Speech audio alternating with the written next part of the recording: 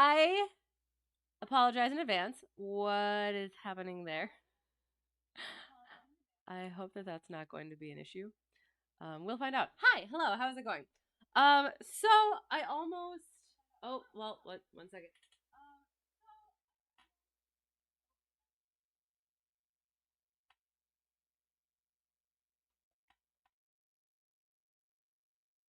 I can't tell if I can hear the music. Oh, it's the wrong thing. That's why. Here we go. There. And now I'm down here. Sorry. I know exactly what I'm doing. Did I? Did I do the completely wrong? I did the completely wrong thing, didn't I? Were you watching Clouds? You were watching Clouds, weren't you, beforehand? I'm sorry. Anyway, sorry. Okay.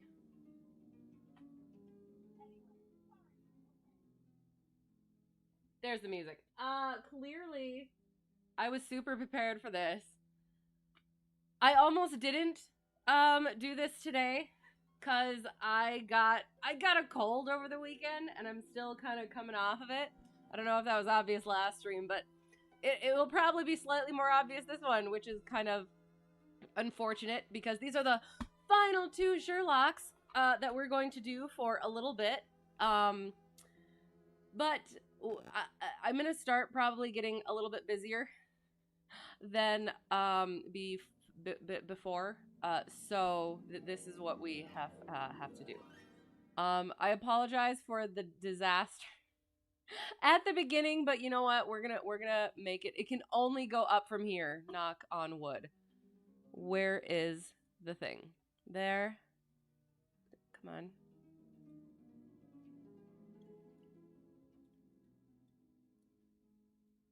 There it is. And da da da da. All right. So, apologies for my voice. But I will hopefully, I don't know, it might sound exactly the same. So, the penultimate for nowish. The Naval Treaty.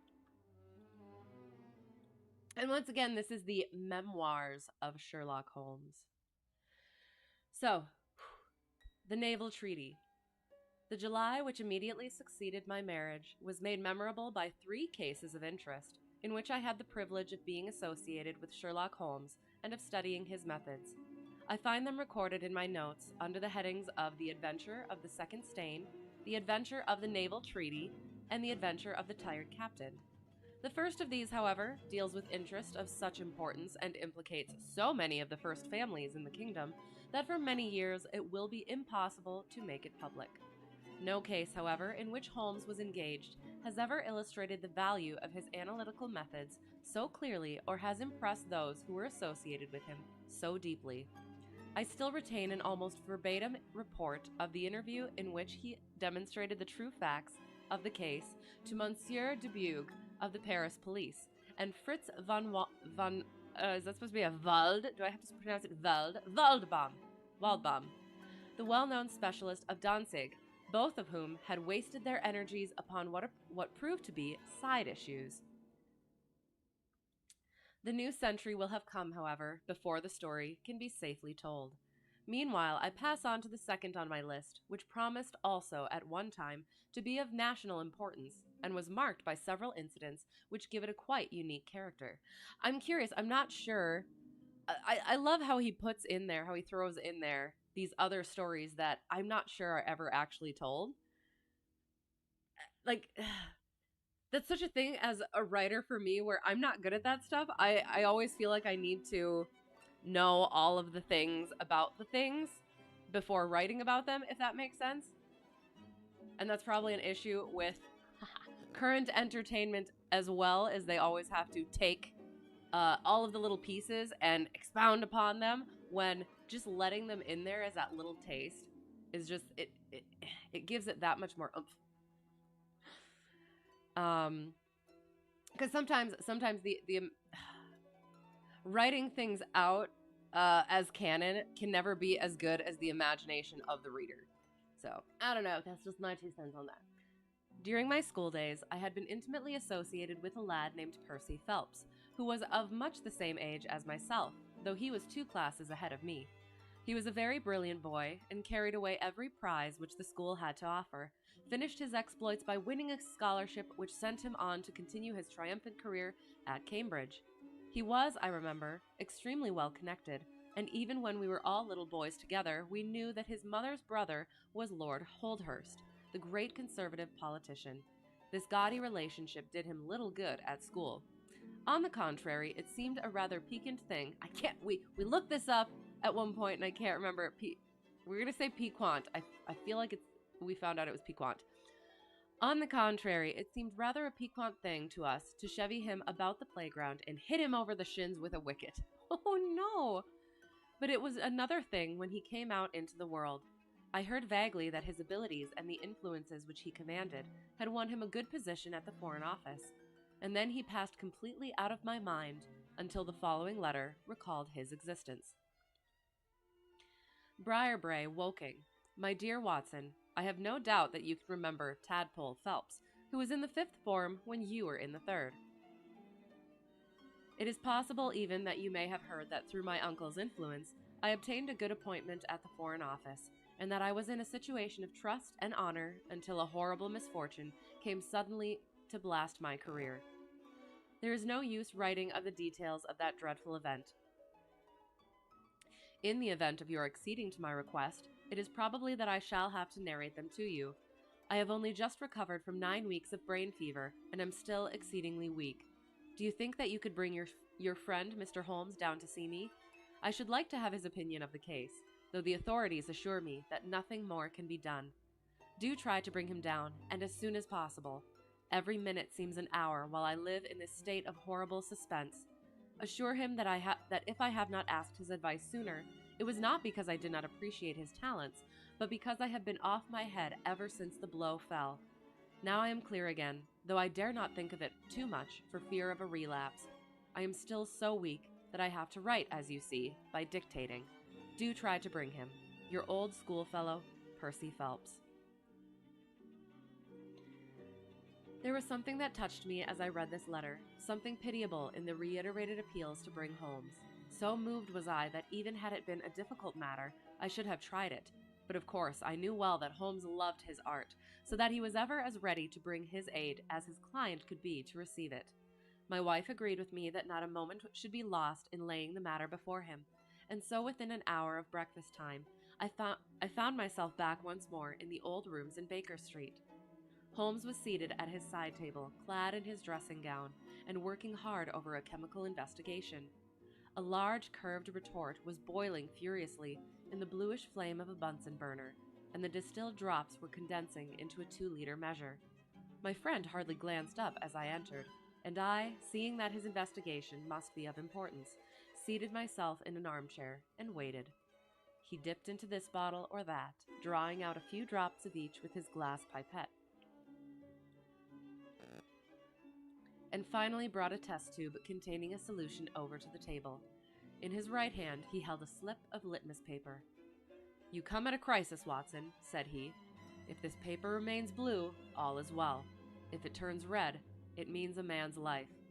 He dipped it into the test tube, and it flushed at once into a dull, dirty crimson. I thought as much," he cried. "I will be at your service in an instant, Watson. You will find tobacco in the Persian slipper." He turned to his desk and scribbled off several telegrams, which were handed over to the page boy. Then he threw himself down into the chair opposite and drew up his knees until his fingers clasped around his long, thin shins. "A very commonplace little murder," said he. "You've got something better, I fancy. You are the stormy petrel of crime, Watson. What is it?" I handed him the letter, which he read with the most concentrated attention. "It does not tell us very much, does it?" he remarked, as he handed it back to me. "Hardly anything. And yet the writing is of interest. But the writing is not his own. Precisely, it is a woman's." "A man's, surely," I cried.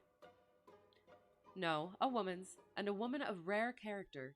You see, at the commencement of an investigation, it is something to know that your client is in close contact with someone who, for good or evil, has an exceptional nature. My interest is already awakened in the case. If you are ready, we will start at once for Woking and see this diplomatist, who is in such evil case, and the lady to whom he dictates his letters. We were fortunate enough to catch an early train at Waterloo, and in a little under an hour we found ourselves among the fir woods and the heather of Woking. Briarbrae proved to be a large detached house standing in extensive grounds within a few minutes' walk of the station. On sending in our cards, we were shown into an elegantly appointed drawing room, where we were joined in a few minutes by a rather stout man who received us with much hospitality.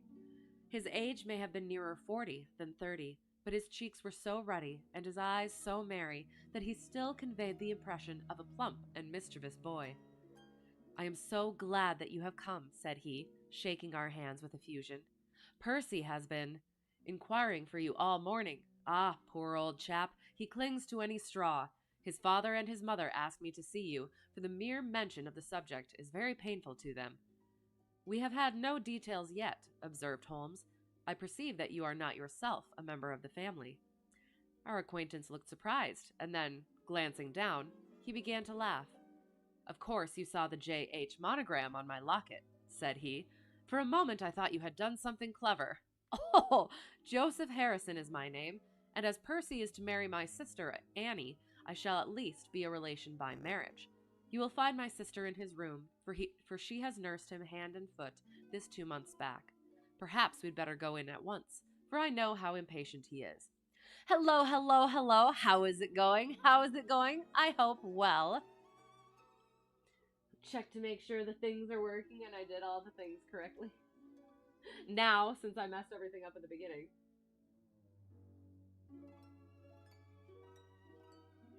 Okay.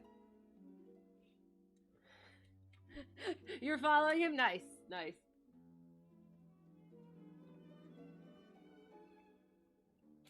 Hide and seek.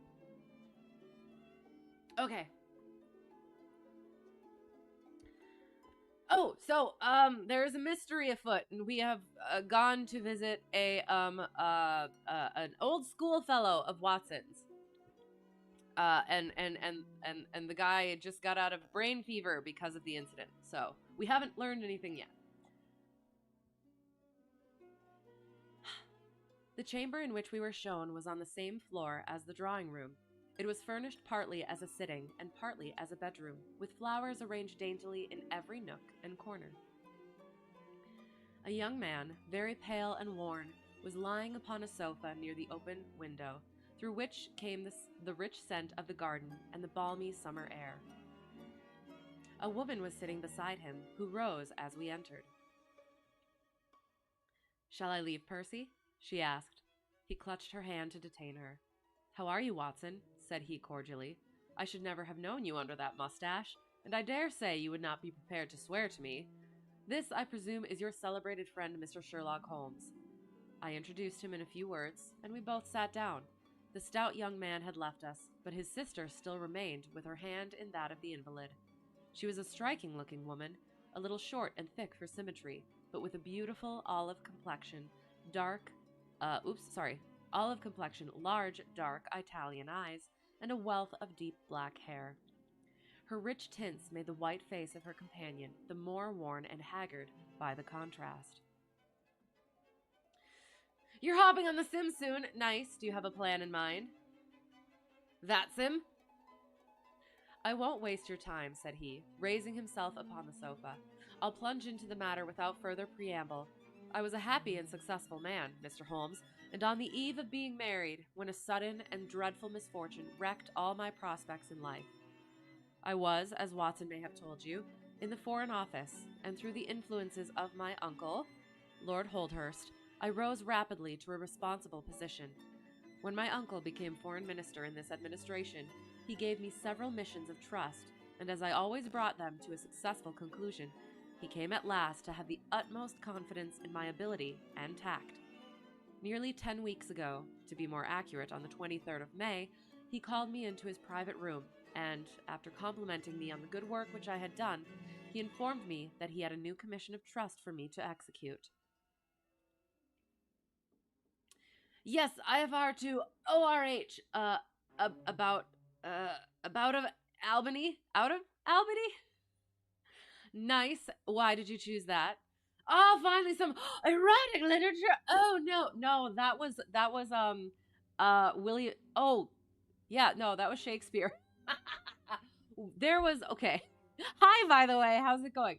No, we actually we were reading the sonnets of Shakespeare, and they were great, and they were beautiful, and they were full of flowers and stuff, and then some of them were kind of dark, and then all of a sudden they were very oh gosh, what did we it was smut. It was basically Shakespearean smut, and that was not was well what I was expecting. So I'm hoping it doesn't go into that. Because it's a short flight, kind of. Okay, sounds good. Excellent. Well, I hope it goes well. Okay. This, said he. So, Lord Holdhurst. Oh, is that where the erotic comes from? Never mind. Okay. This, said he, taking a gray roll of paper from his bureau, is the original of that secret treaty between England and Italy, of which, I regret to say, some rumors have already got into the public press. It is, oh my gosh, it is of enormous importance that nothing further should leak out. The French or the Russian embassy would pay an immense sum to learn the contents of these papers. They should not leave my bureau, were it not that it is absolutely necessary to have them copied. You have a desk in your office? Yes, sir. Then take the treaty and lock it up there. I shall give directions that you may remain behind when the others go, so that you may copy it at your leisure without fear of being overlooked. When you have finished, relock both the original and the draft in the desk and hand them over to me personally tomorrow morning. I took the papers and, excuse me an instant, said Holmes. Were you alone during this conversation? Absolutely. In a large room? 30 feet each way. In the center? Yes, about it. And speaking low? My uncle's voice is always remarkably low. I hardly spoke at all. Thank you, said Holmes, shutting his eyes. Pray, go on. About an hour. Okay, nice. That's after you get attacked by Pepper. Fair enough. So the flight is less than an hour, but with the getting attacked, then it's an hour. Okay, got it. What do you mean? Pepper's the perfect co-pilot. That was a lot of P's. I did exactly what he indicated and waited until the other clerks had departed. One of them in my room, Charles Garrett. Charles Gorrett, we'll go with that. Had some arrears of work to make up, so I left him there and went out to dine.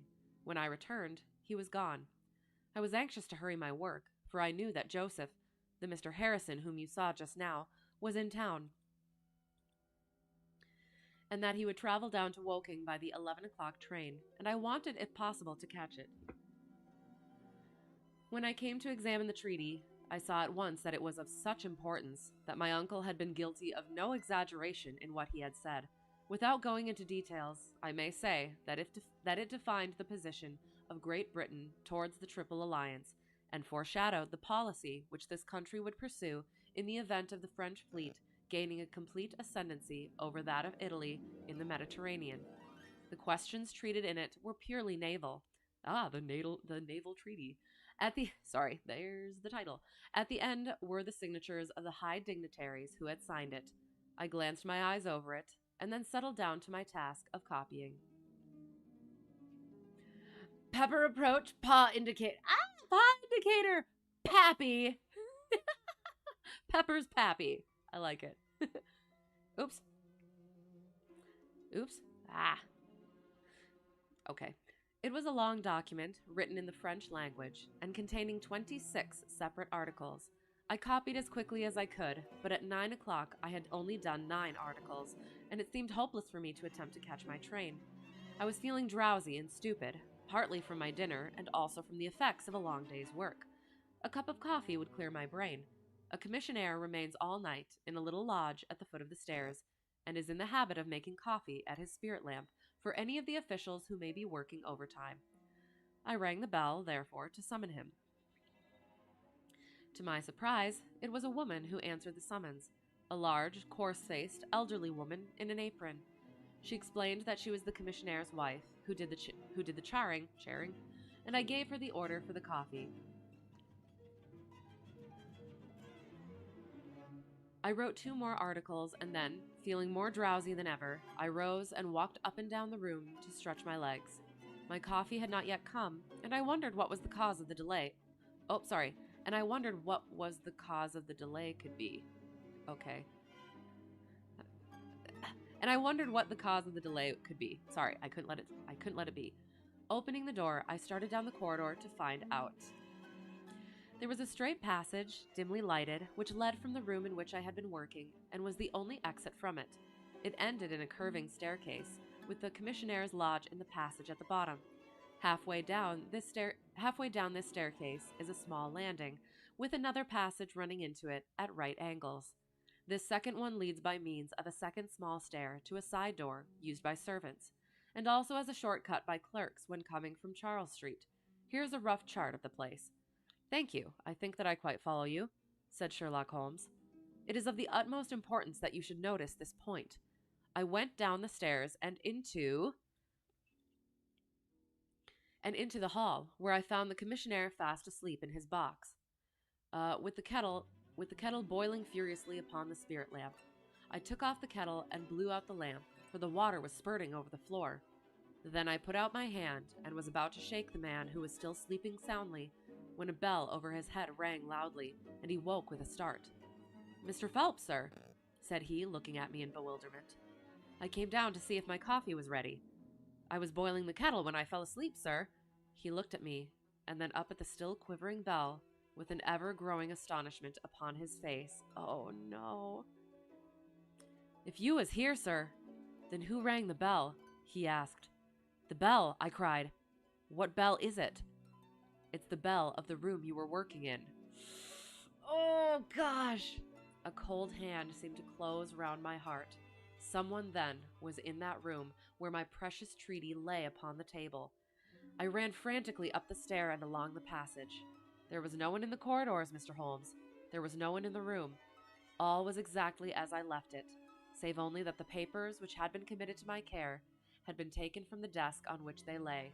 The copy was there, and the original was gone. Oh, no! Holmes sat up in his chair and rubbed his hands.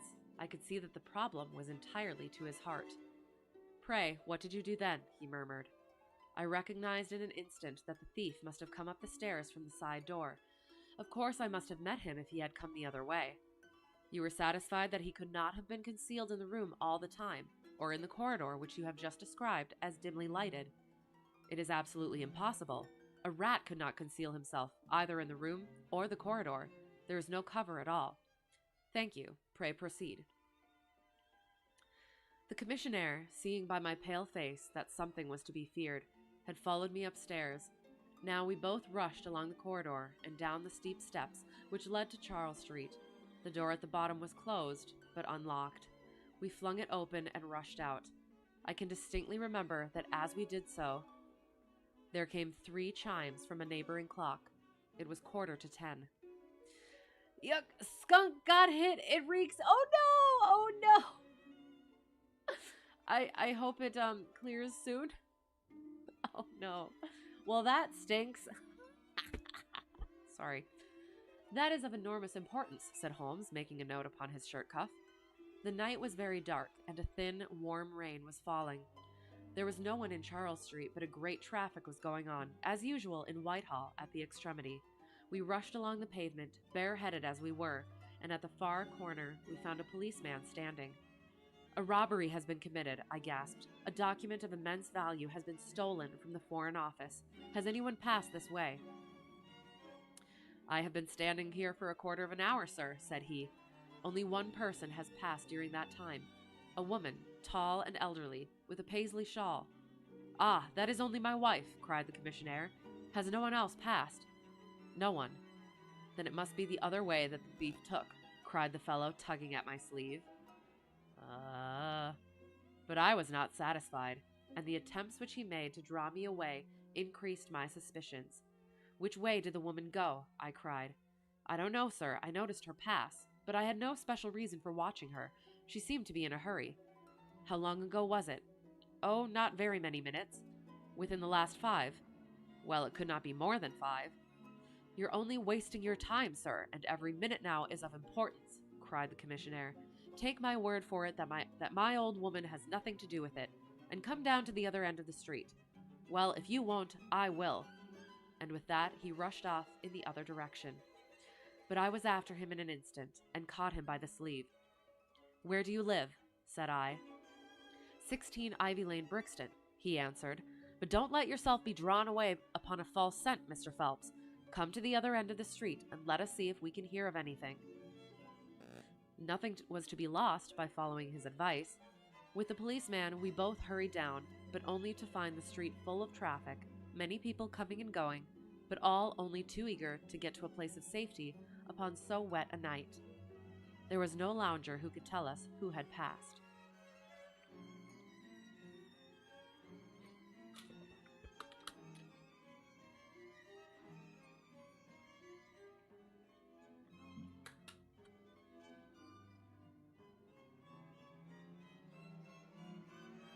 Okay.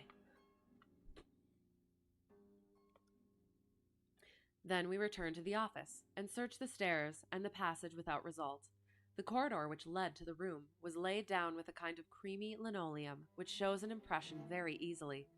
We examined it very carefully, but found no outline of any footmark. Had it been raining all evening? Since about 7. How is it then that the woman who came into the room about 9 left no traces with her muddy boots? I am glad you raised the point.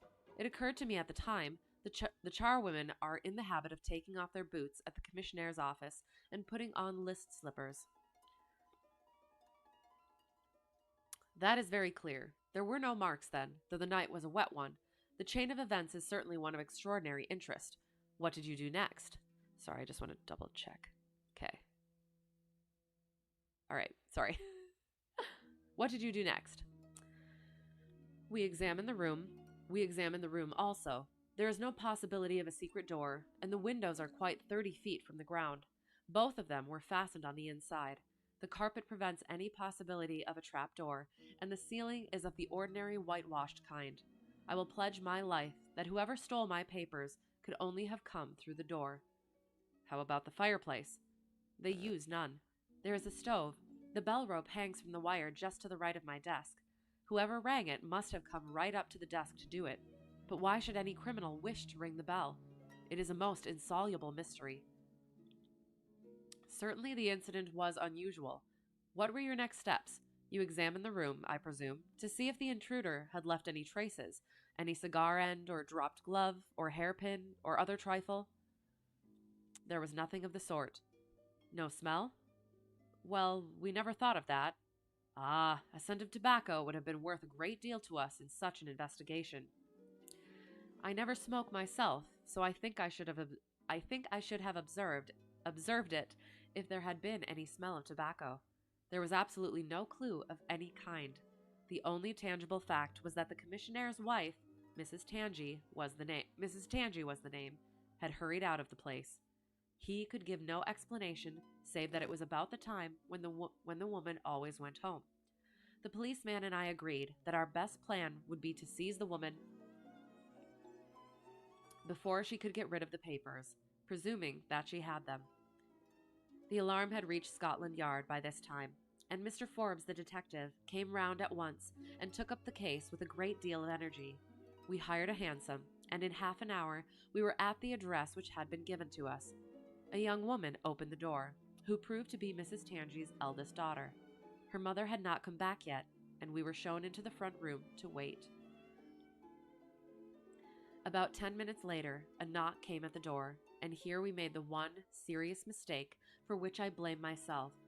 Instead of opening the door ourselves, we allowed the girl to do so.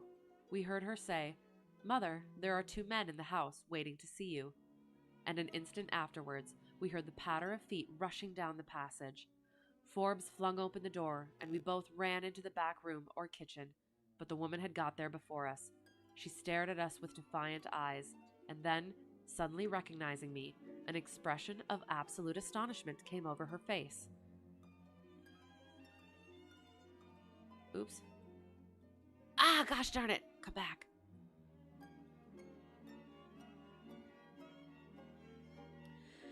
Why, if it isn't Mr. Phelps of the office, she cried. Come, come, who did you think we were when you ran away from us? Asked my companion. I thought you were the brokers, said she. We have had some trouble with a tradesman. That's not quite good enough, answered Forbes. We have reason to believe that you have taken a paper of importance from the Foreign Office, and that you ran in here to dispose of it. You must come back with us to Scotland Yard to be searched. It was in vain that she protested and resisted. A four-wheeler was brought, and we all three drove back in it. We had first made an examination of the kitchen, and especially of the kitchen fire, to see whether she might have made away with the papers during the instant that she was alone. There were no signs, however, of any ashes or scraps. When we reached Scotland Yard, she was handed over at once to the female searcher. I waited in an agony of suspense until she came back with her report. There were no signs of the papers.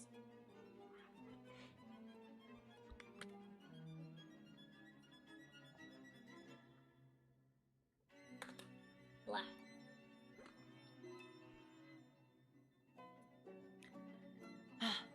Then, for the first time, the horror of my situation came in its full force. Hitherto I had been acting, and action had numbed thought. I had been so confident of regaining the treaty at once that I had not dared to think of what would be the consequence if I failed to do so. But now there was nothing more to be done, and I had leisure to realize my position. It was horrible. Watson there would tell you that I was a nervous, sensitive boy at school. It is my nature. I thought of my uncle and of his colleagues in the cabinet, of the shame which I had brought upon him, upon myself, upon everyone connected with me. What though I was the victim of an extraordinary accident? No allowance is made for accidents where diplomatic interests are at stake. I was ruined, shamefully, hopelessly ruined. I don't know what I did. I fancy I must have made a scene. I have a dim recollection of a group of officials who crowded round me, endeavoring to soothe me. One of them drove down with me to Waterloo and saw me into the Woking train. I believe that he would have come all the way, had it not been that Dr. Ferrier, who lives near me, was going down by that very train. The doctor most kindly took charge of me, and it was well he did so, for I had a fit in the station, and before we reached home, I was practically a raving maniac. You can imagine the state of things here, when they were roused from their beds by the doctor's ringing and found me in this condition. Poor Annie here and my mother were broken-hearted. Dr. Ferrier had just heard enough from the detective at the station to be able to give an idea of what had happened, and his story did not mend matters. It was evident to all that I was in for a long illness, so Joseph was bundled out of this cheery bedroom, and it was turned into a sick room for me. Here I have lain, Mr. Holmes, for over 9 weeks, unconscious and raving with brain fever. If it had not been for Miss Harrison here, and for the doctor's care, I should not be speaking to you now. She has nursed me by day, and a hired nurse has looked after me by night, for in my mad fits I was capable of anything. Slowly, my reason has cleared, but it is only during the last 3 days that my memory has quite returned. Sometimes I wish that it never had. The first thing that I did was to wire to Mr. Forbes, who had the case in hand. He came out and assures me that, though everything has been done, no trace of a clue has been discovered. The commissionaire and his wife have been examined in every way, without any light being thrown upon the matter. The suspicions of the police then rested upon young Gorot, who, as you may remember, stayed overtime in the office that night. His remaining behind and his French name were really the only 2 points which could suggest suspicion. But as a matter of fact, I did not begin work until he had gone, and his people are of Huguenot extraction, but as English in sympathy and tradition as you and I are. Nothing was found to implicate him in any way, and there the matter dropped. I turn to you, Mr. Holmes, as absolutely my last hope. Help me, Obi-Wan Kenobi. If you fail me, then my honor as well as my position are forever forfeited. The invalid sank back upon his cushions, tired out by this long recital, while his nurse poured him out a glass of some stimulating medicine.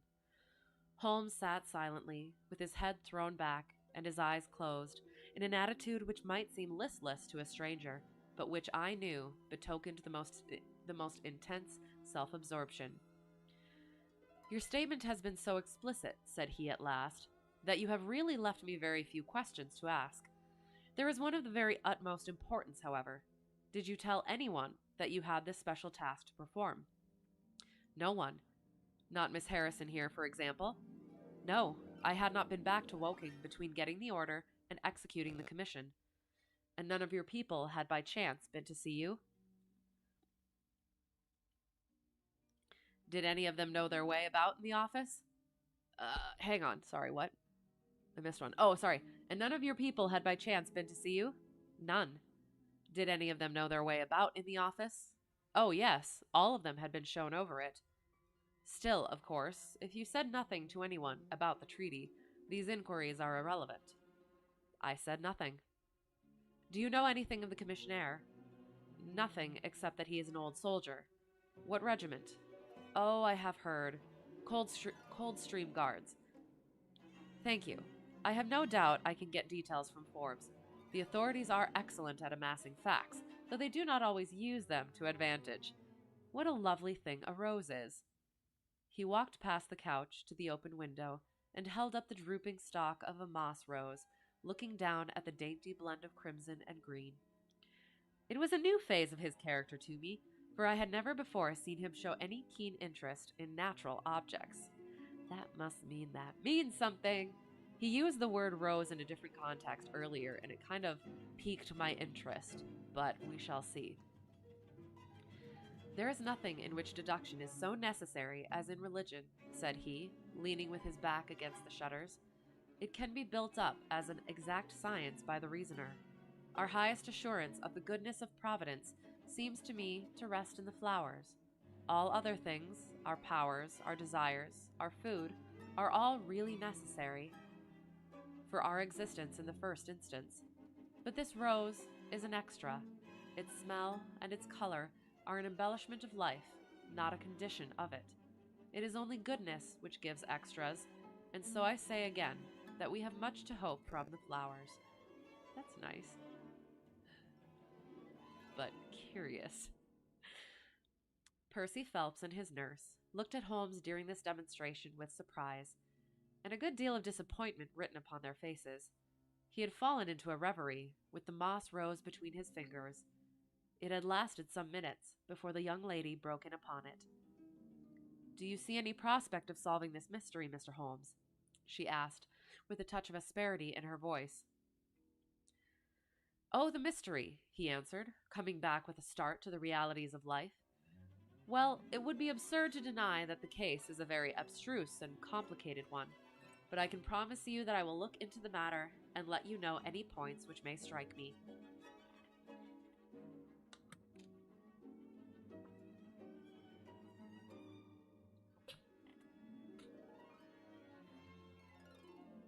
Okay. Which may strike me. "Do you see any clue?" "You have furnished me with 7, but of course I must test them before I can pronounce upon their value." "You suspect someone?" "I suspect myself." "What?" "Of coming to conclusions too rapidly." "Then go to London and test your conclusions." "Your advice is very excellent, Miss Harrison," said Holmes, rising. "I think, Watson, we cannot do better." "Do not allow yourself to indulge in false hopes, Mr. Phelps. The affair is a very tangled one." "I shall be in a fever until I see you again," cried the diplomatist. "Well, I'll come out by the same train. Well, I'll come out by the same train tomorrow, though it's more than likely that my report will be a negative one." "God bless you for promising to come," cried our client. "It gives me fresh life to know that something is being done. By the way, I have had a letter from Lord Holdhurst." "Ha! What did he say?" "He was cold, but not harsh. I dare say my severe illness prevented him from being that. He repeated that the matter was of the utmost importance, and added that no steps would be taken about my future, by which he means, of course, my dismissal, until my health was restored and I had an opportunity of repairing my misfortune. Well, that was reasonable and considerate, said Holmes. Come, Watson, for we have a good... Is that supposed to be goody? A goody day's work? For we have a goody day's work before us in town. Mr. Joseph Harrison drove us down to the station, and we were soon whirling up in a Portsmouth train. Holmes was sunk in profound thought, and hardly opened his mouth until we had passed Clapham Junction. It's a very cheery thing to come into London by any of these lines which run high, and allow you to look down upon the houses like this. I thought he was joking, for the view was sordid enough, but he soon explained himself. Look at those big, isolated clumps of building rising up above the slates, like brick islands in a lead-colored sea. The board schools. Lighthouses, my boy. Beacons of the future. Capsules with hundreds of bright little seeds in each, out of which will spring the wise, better England of the future. I suppose that man Phelps does not drink? I should not think so. Nor should I, but we are bound to take every possibility into account. The poor devil has certainly got himself into very deep water, and it's a question whether we shall ever be able to get him ashore. What did you think of Miss Harrison? A girl of strong character. Yes, good, not goody. It is a typo in the copy. Okay, so... Oh, it does say goody. See, I can never tell. Thank you. Hi, how's it going, by the way? Because there are quite a few, like over here it said, I'll come be train tomorrow. I don't think you will be a train. I'll come out, be the same train. So it is a goody day. The only thing I can think of is like, there was in olden times, you would call a woman, I'm not sure what kind of a woman, goody something.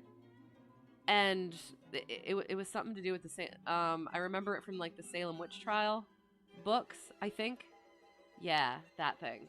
So, hello, how is it going? Going good. Always enjoy story time. Yes, it is. I'm excited. This is the penultimate story for a little while, because it's the end of the memoirs. So it's this one and then another one, and then yes, we will be setting it aside for a little while. But yeah, good, excellent. I am well. I don't know if it's coming across. I do have a little bit of a cold, so I apologize for that. But yeah, otherwise things are good. Busy, gonna get probably busier, so we shall see. It's fine. Okay, thank you. I do. I considered not doing it tonight because of it, but like I said, I'm gonna start getting busier, so wanted to make sure I got it done. So, all right, we shall continue. Thank you. I appreciate it. For we would have and that's why I'm thinking, if we have a goody day's work before us in town, I do think that it was like Goody and then the last name, like Goody Smith or Goody Jones. I think it was like a worker woman or like a midwife or something like that. So maybe that's what it means.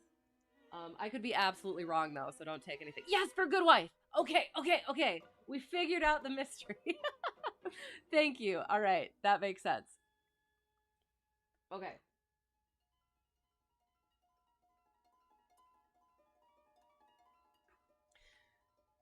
A goody day's work. And Miss Harrison was a girl of strong character.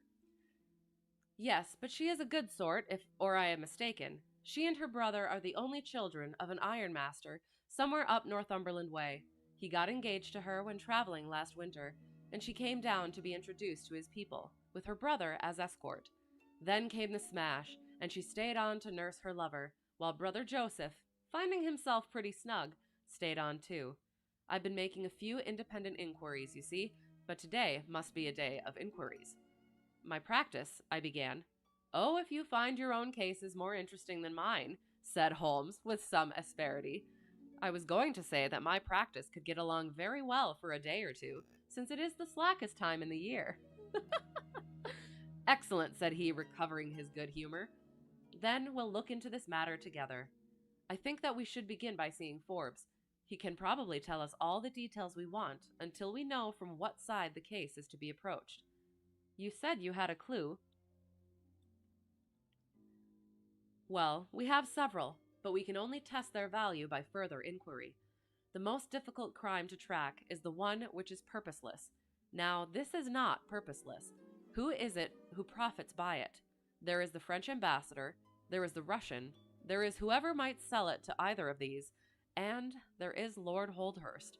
Lord Holdhurst? Well, it is just conceivable that a statesman might find himself in a position where he was not sorry to have such a document accidentally destroyed. Not a statesman with the honorable record of Lord Holdhurst. It is a possibility, and we cannot afford to disregard it. We shall see the noble lord today and find out if he can tell us anything. Meanwhile, I have already set inquiries on foot. Already? Yes, I sent wires from Woking Station to every evening paper in London. This advertisement will appear in each of them. He handed over a sheet torn from a notebook. On it was scribbled in pencil, £10, I think that's the pound, £10 reward, the number of the cab which dropped a fare at or about the door of the Foreign Office in Charles Street at 9:45 in the evening of May 23rd.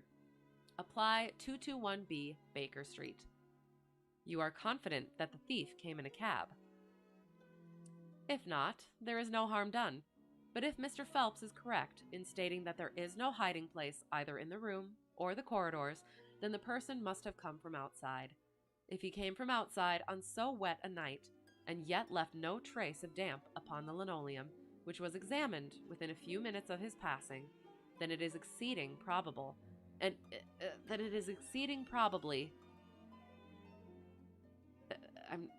doesn't come out right, it seems, but it could be. I don't know. Then it is exceeding probably that he came in a cab. Yes, I think that we may safely deduce a cab. It sounds plausible. Been flying lately? Yes, I did. I was able to have a lesson. And it went all right. We worked on ground reference maneuvers and me trying to teach them. Well, him teaching me how to teach them and then me trying to teach after that. And yeah, it was okay.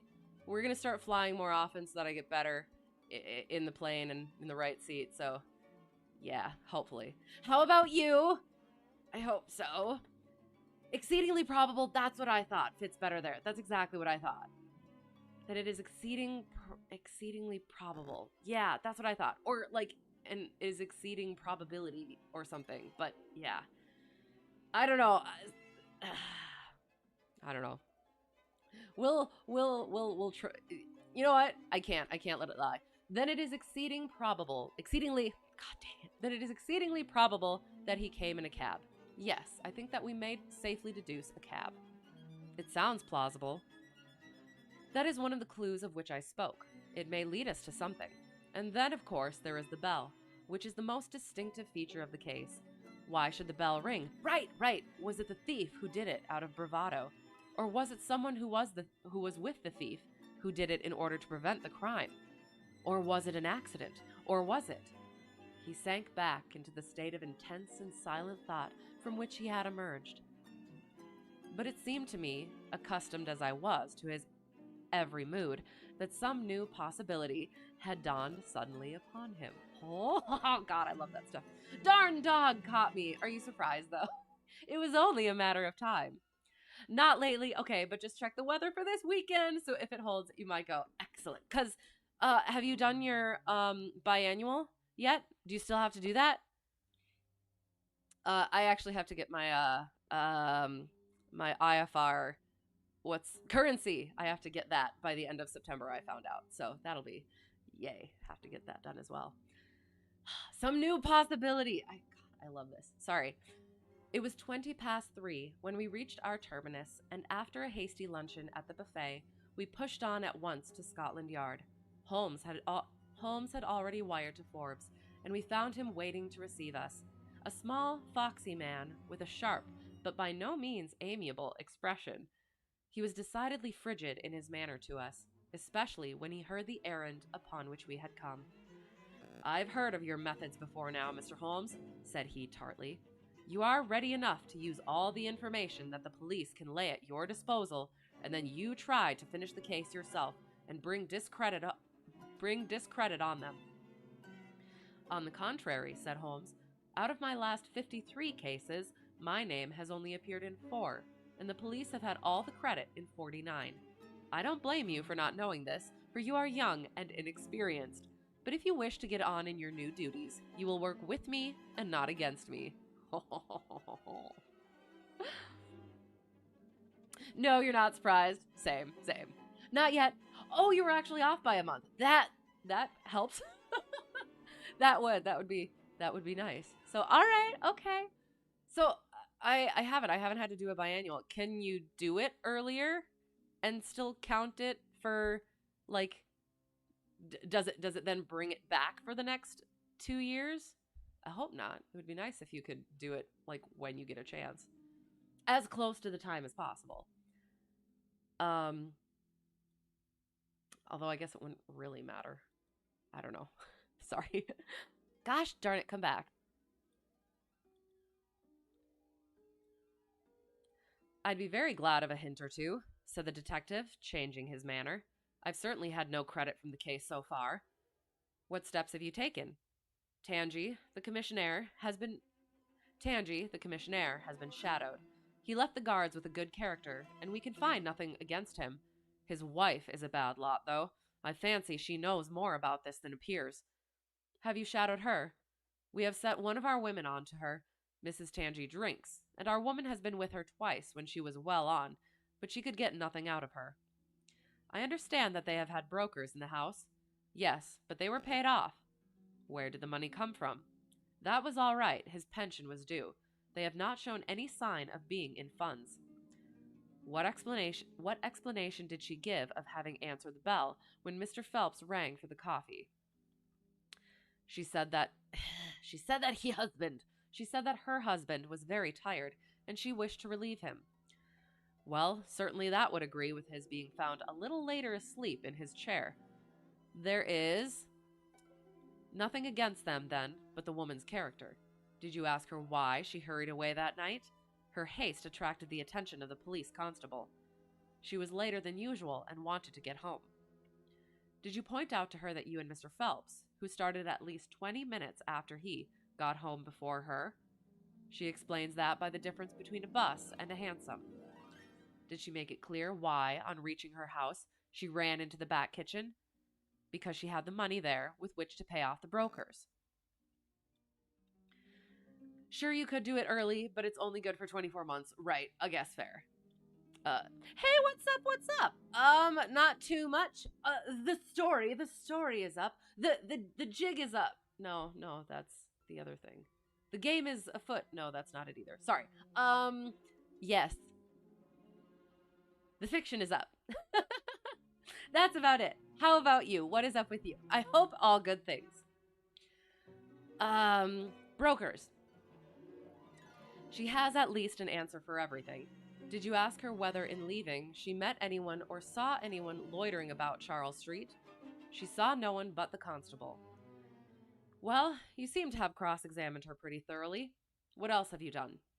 The clerk Gorrit. We'll just Gorrit. The clerk Gorrit has been shadowed all these 9 weeks, but without result. We can show nothing against him.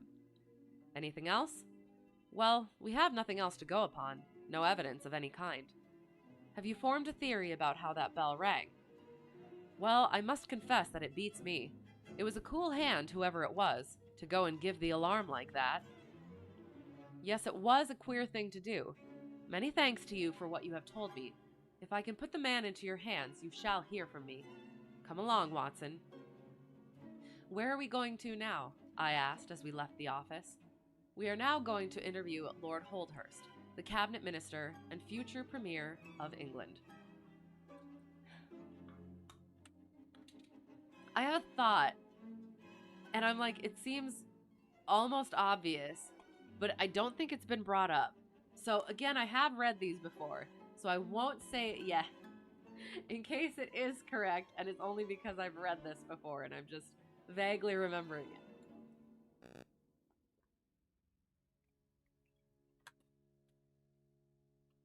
Ooh, you got to weld for the first time. Okay, did good on your practice part, and then blew a hole in your project. No! Yes, what type of welding? What are you working on? That's super cool. Sorry about your project, though. Just want to be like, can't you weld it back together? Oxyacetylene. Yes, I understand completely. Oh no, you're having a me moment. Why are you having a me moment? What kind of a me moment?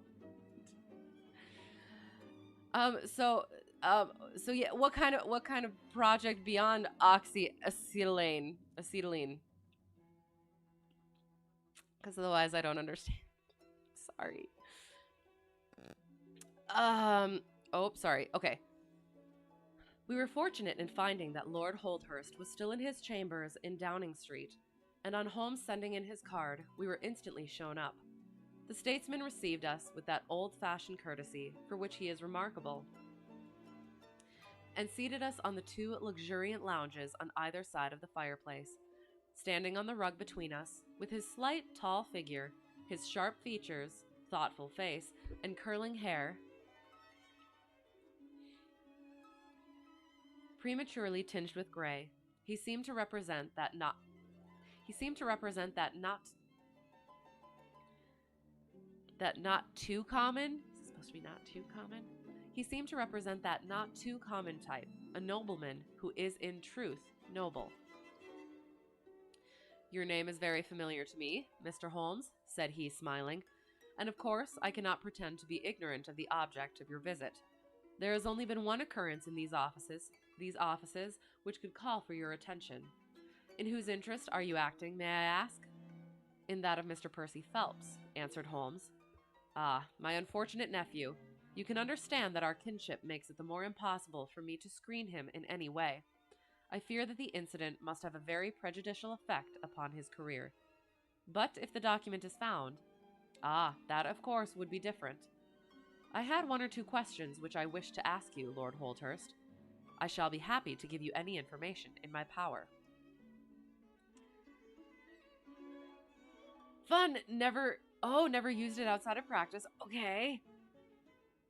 It's just joining 3 bits of 4130 chromoly tube. I still don't understand what you're talking about. What is for what? Like, what is the end goal? Or that's it. I don't know. I don't know what you do with 4130 chromoly tube. I'm sorry. Well, you just logged onto VATSIM. Oh no, thinking the controller would not be on this late. Oh shucks, he's on and you're waiting. See, I'm not the only one. Wish you followed through with, oh gosh, I know what this means, because I looked at it, the Oshkosh. Oshkosh had this, TIG. I don't remember, welding. You can always start again, or continue. It could be fun. You'll say it's nice having him on approach for your local area, almost always on. Okay, they are. They're all nice and good, but it's nerve-wracking. Okay. What was it in this room that you gave your instructions as to the copying of the document? It was. Then you could hardly have been overheard. It is out of the question. Did you ever mention to anyone that it was your intention to give anyone the treaty to be copied? Never. You are certain of that? Absolutely. Well, since you never said so, and Mr. Phelps never said so, and nobody else knew anything of the matter, then the thief's presence in the room was purely accidental. He saw his chance, and he took it. The statesman smiled. You take me out of my province there, said he. Holmes considered for a moment. There is another very important point which I wish to discuss with you, said he. You feared, as I understand, that very grave results might follow from the details of this treaty becoming known. A shadow passed over the expressive face of the statesman. Very grave results indeed. And have they occurred? Not yet. If the treaty had reached, let us say, the French or Russian Foreign Office, you would expect to hear of it.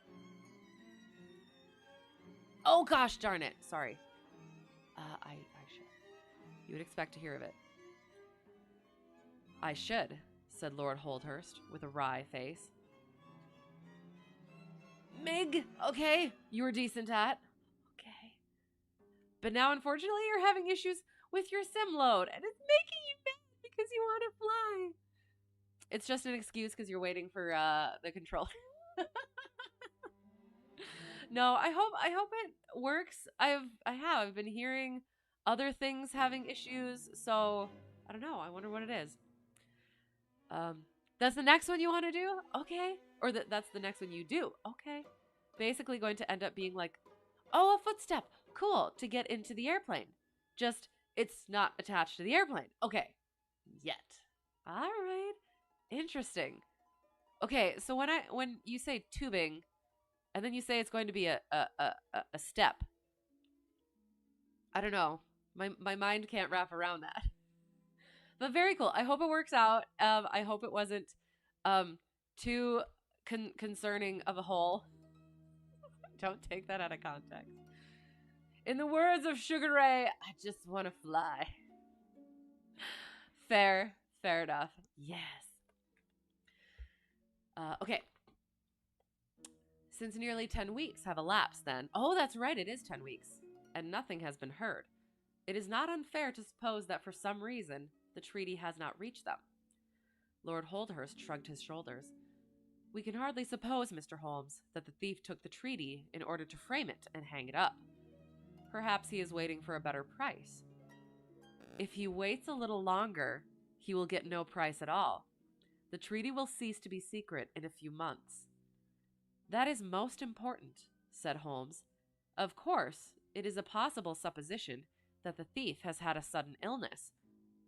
An attack of brain fever, for example, asked the statesman, flashing a swift glance at him. No. I did not say so, said Holmes imperturbably. And now, Lord Holdhurst, we have already taken up too much of your valuable time, and we shall wish you good day. Every success to your investigation, be the criminal who it may, answered the nobleman, as he bowed us out the door. Oh, no. He's a fine fellow, said Holmes, as we came out into Whitehall, but he has a struggle to keep up his position. He is far from rich and has many calls. You noticed, of course, that his boots had been resold. Now, Watson, I won't detain you from your legitimate work any longer. I shall do nothing more today, unless I have an answer to my cab advertisement. But I should be extremely obliged to you if you would come down with me to Woking tomorrow, by the same train which we took yesterday. You reset the sim, looking better. Maybe it's taking a long time to load. Okay, well I hope it's not. I hope it's nothing really wonky. It just needs to be good enough that when he throws it on the ground, it won't break. Okay. I'm trying to figure out with how much force does it need to be thrown down? Because you could just do a lump. Could you just do a lump? Although I guess it probably needs to be aerodynamic if it's going onto an airplane. Okay. Well, I do. I hope it works out. It's stuck on 82%.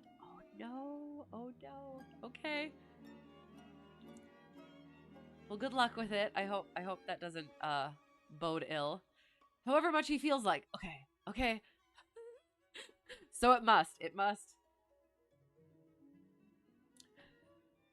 I still say a lump. A lump seems very, very strong. But I'm sure aesthetic would also be nice. Okay. I met him accordingly next morning, and we traveled down to Woking together. He had had no answer to his advertisement, he said, and no fresh light had been thrown upon the case. He had, when he so willed it, the utter immobility of countenance of a Red Indian, and I could not gather from his appearance whether he was satisfied or not with the position of the case. His conversation, I remember, was about the Bertillon system of measurements, and he expressed his enthusiastic admiration of the French savant.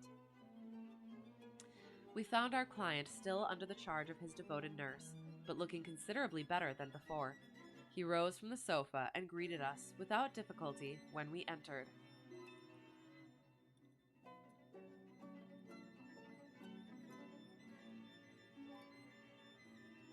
Any news? He asked eagerly. My report, as I expected, is a negative one, said Holmes. I have seen Forbes, and I have seen your uncle, and I have set one or two trains of inquiry upon foot, which may lead to nothing, which may lead to something. You have not lost heart, then? By no means. God bless you for saying that, cried Miss Harrison. If we keep our courage and our patience, the truth must come out. We have more to tell you than you have for us, said Phelps, reseating himself upon the couch. I hoped you might have something. Yes, we have had an adventure during the night, and one which might have proved to be a serious one. His expression grew very grave as he spoke, and a look of something akin to fear sprang up in his eyes. Do you know, said he, that I begin to believe that I am the unconscious center of some monstrous conspiracy, and that my life is aimed at as well as my honor. Ah, cried Holmes. It sounds incredible, for I have not, as far as I know, an enemy in the world.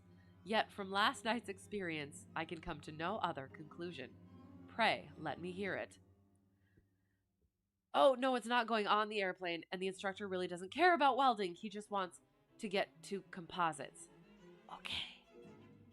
Of course, you take... Oh, on airframe structures. Okay. Sounds good. I kind of understand. 93% now. Okay, so it is going up. Nice, going for A and P. Oh, okay. So it's not... It's a learning experience sort of thing. Okay. I'm sorry. I don't understand things properly. But that is, it sounds really super cool. And I hope it does. I hope it goes well. You must know that last night was the very first night that I have ever slept without a nurse in the room. I was so much better that I thought I could dispense with one. I had a nightlight burning, however. Well, about 2 in the morning, I had sunk into a light sleep when I was suddenly aroused by a slight noise. It was like the sound which a mouse makes when it is gnawing a plank, and I lay listening to it for some time under the impression that it must come from that cause. Then it grew louder, and suddenly there came from the window a sharp, metallic snick. I sat up in amazement. There could be no doubt what the sounds were now. The first ones had been caused by someone forcing an instrument through the slit between the sashes, and the second by the catch being pressed back. There was a pause then for about 10 minutes, as if the person were waiting to see whether the noise had awakened me. Then I heard a gentle creaking as the window was very slowly opened. I could stand it no longer, for my nerves are not what they used to be. I sprang out of bed and flung open the shutters. A man was crouching at the window. I could see little of him, for he was gone like a flash. He was wrapped in some sort of cloak which came across the lower part of his face. One thing only I am sure of, and that is that he had some weapon in his hand. It looked to me like a long knife. I distinctly saw the gleam of it as he turned to run. This is most interesting, said Holmes. Pray, what did you do then? So close, she wants to load. Oh no, it will. Very soon. Yes, all you need after this semester is airframe systems, and you're good for your A. Nice. You need to finish your math course, and you're hoping that you can get your P over the winter break. Excellent, that is. Congrats in advance. That is so cool. And good luck, yes. That's going to be awesome. So for the new year, you'll be at A and P, or is winter break into January, kind of? Very cool. That's awesome. I should have followed him through the open window if I had been stronger. As it was, I rang the bell and roused the house. It took me some little time, for the bell rings in the kitchen, and the servants all sleep upstairs. I shouted, however, and that brought Joseph down, and he roused the others. Joseph and the groom found marks on the bed outside the window. But the weather... More flowers. But the weather has been so dry lately that they found it hopeless to follow the trail across the grass. There's a place, however, on the wooden fence which skirts the road which shows signs, they tell me, as if someone had got over and had snapped the top of the rail in doing so. I have said nothing to the local police yet, for I thought I had best have your opinion first. This tale of our client's appeared to have an extraordinary effect upon Sherlock Holmes. He rose from his chair and paced about the room in uncontrollable excitement. Misfortunes never come single, said Phelps, smiling, though it was evident that his adventure had somewhat shaken him. Wait. Just a pee. Okay. Oh, you need to go back to school? You could. Are you thinking about it? In the summer you'll be an A&P. Oh, okay. Got you. Excellent. That is. It's super cool. So have you been working on the P? Sorry, it's funny saying that, but have you been working on the P already, or are you just gonna like crank it out over winter break? You're also hoping to take your check ride around Thanksgiving. Fingers freaking crossed. Have you gotten your last thing scheduled yet? Again? I hope so. It will. You know what? It will. Positive vibes, positive thoughts. There are a couple more fire courses you want to take? Sounds good. Are you planning? Very cool. Somewhat shaken him. You have certainly had your share, said Holmes. Do you think you could walk around the house with me? Oh, yes, I should like a little sunshine. Joseph will come too. And I also, said Miss Harrison. I am afraid not, said Holmes, shaking his head. I think I must ask you to remain sitting exactly where you are. The young lady resumed her seat with an air of displeasure. Her brother, however, had joined us, and we set off all four together. We passed around the lawn to the outside of the young diplomatist's house, her diplomatist's window. There were, as he had said, marks upon the bed, but they were hopelessly blurred and vague. Holmes stopped over them for an instant, and then rose, shrugging his shoulders. I don't think anyone could make much of this, said he. Let us go round the house and see why this particular room was chosen by the burglar. I should have thought those larger windows of the drawing room and dining room would have had more attractions for him. They are more visible from the road? From the road, suggested Mr. Joseph Harrison. Ah, yes, of course. There is a door here which he might have attempted. What is it for? It is the side entrance for tradespeople. Of course, it is locked at night. Have you ever had an alarm like this before? Never, said our client. Do you keep plate in the house? Or anything to attract burglars? Nothing of value. Next Thursday. Okay, sounds good. It will. It's gonna work out. This is it. And it's gonna fly by. Ha ha. And you're gonna be done. And it's gonna be, it's gonna be really exciting. And it's gonna be a lot of fun. And then, on to the next thing. One course is ARFF, which would be fun. Oh God, what is it? I know what it is. I'm so many acronyms and I can never pick out the right ones. Sorry, but yes, it's the for on the airport, right? Or no? You spent the last year doing power plant. Oh, okay.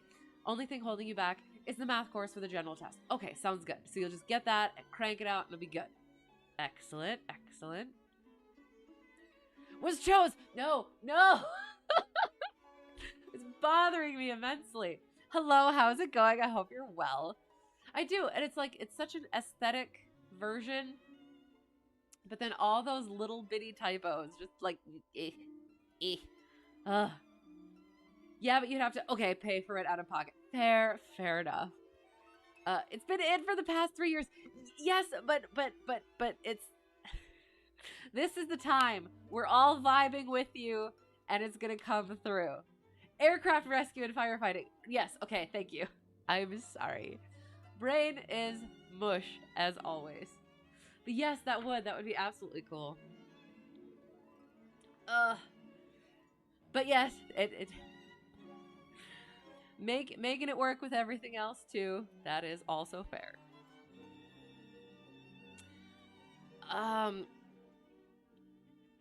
Nothing of value.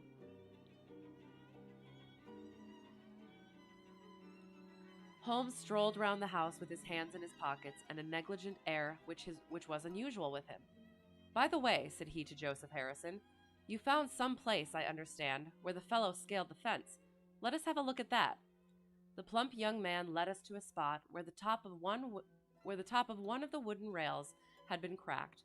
A small fragment of the wood was hanging down. Holmes pulled it off and examined it critically.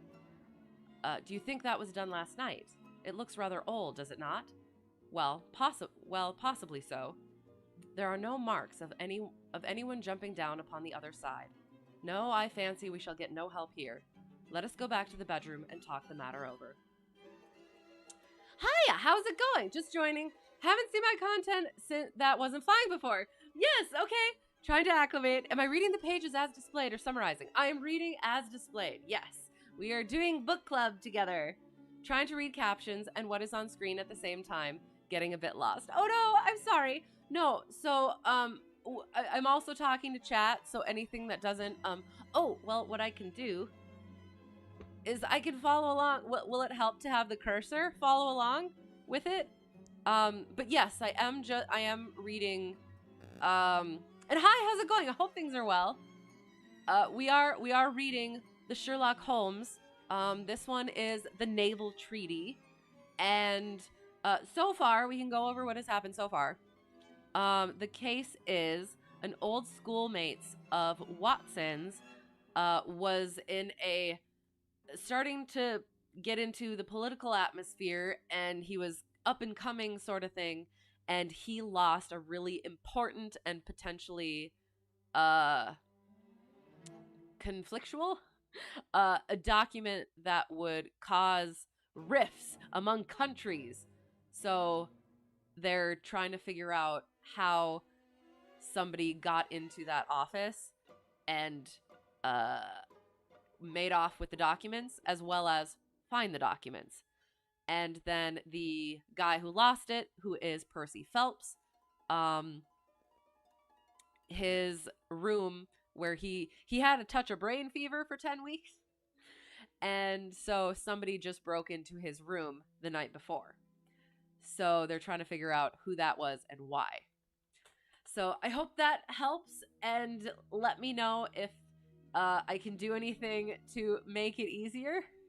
But otherwise, yes, it is just reading off the page, other than chatting with you guys. So yes, and welcome to my non-flying content. Percy Phelps. So we're down here. So Percy Phelps was walking very slowly, leaning upon the arm of his future brother-in-law. Holmes walked swiftly across the lawn, and we were at the open window of the bedroom long before the others came up. Oops, bringing it up. "Miss Harrison," said Holmes, speaking with the utmost intensity of manner, "you must stay where you are all day. Let nothing prevent you from staying where you are all day. It is of the utmost importance." "Certainly, if you wish it, Mr. Holmes," said the girl in astonishment. "When you go to bed, lock the door of this room on the outside and keep the key. Promise to do this." "But Percy, he will come to London with us." "And am I to remain here?" "It is for his sake. You can serve him. Quick, promise." She gave a quick nod of assent just as the other two came up. "Why do you sit moping there, Annie?" cried her brother. "Come out into the sunshine."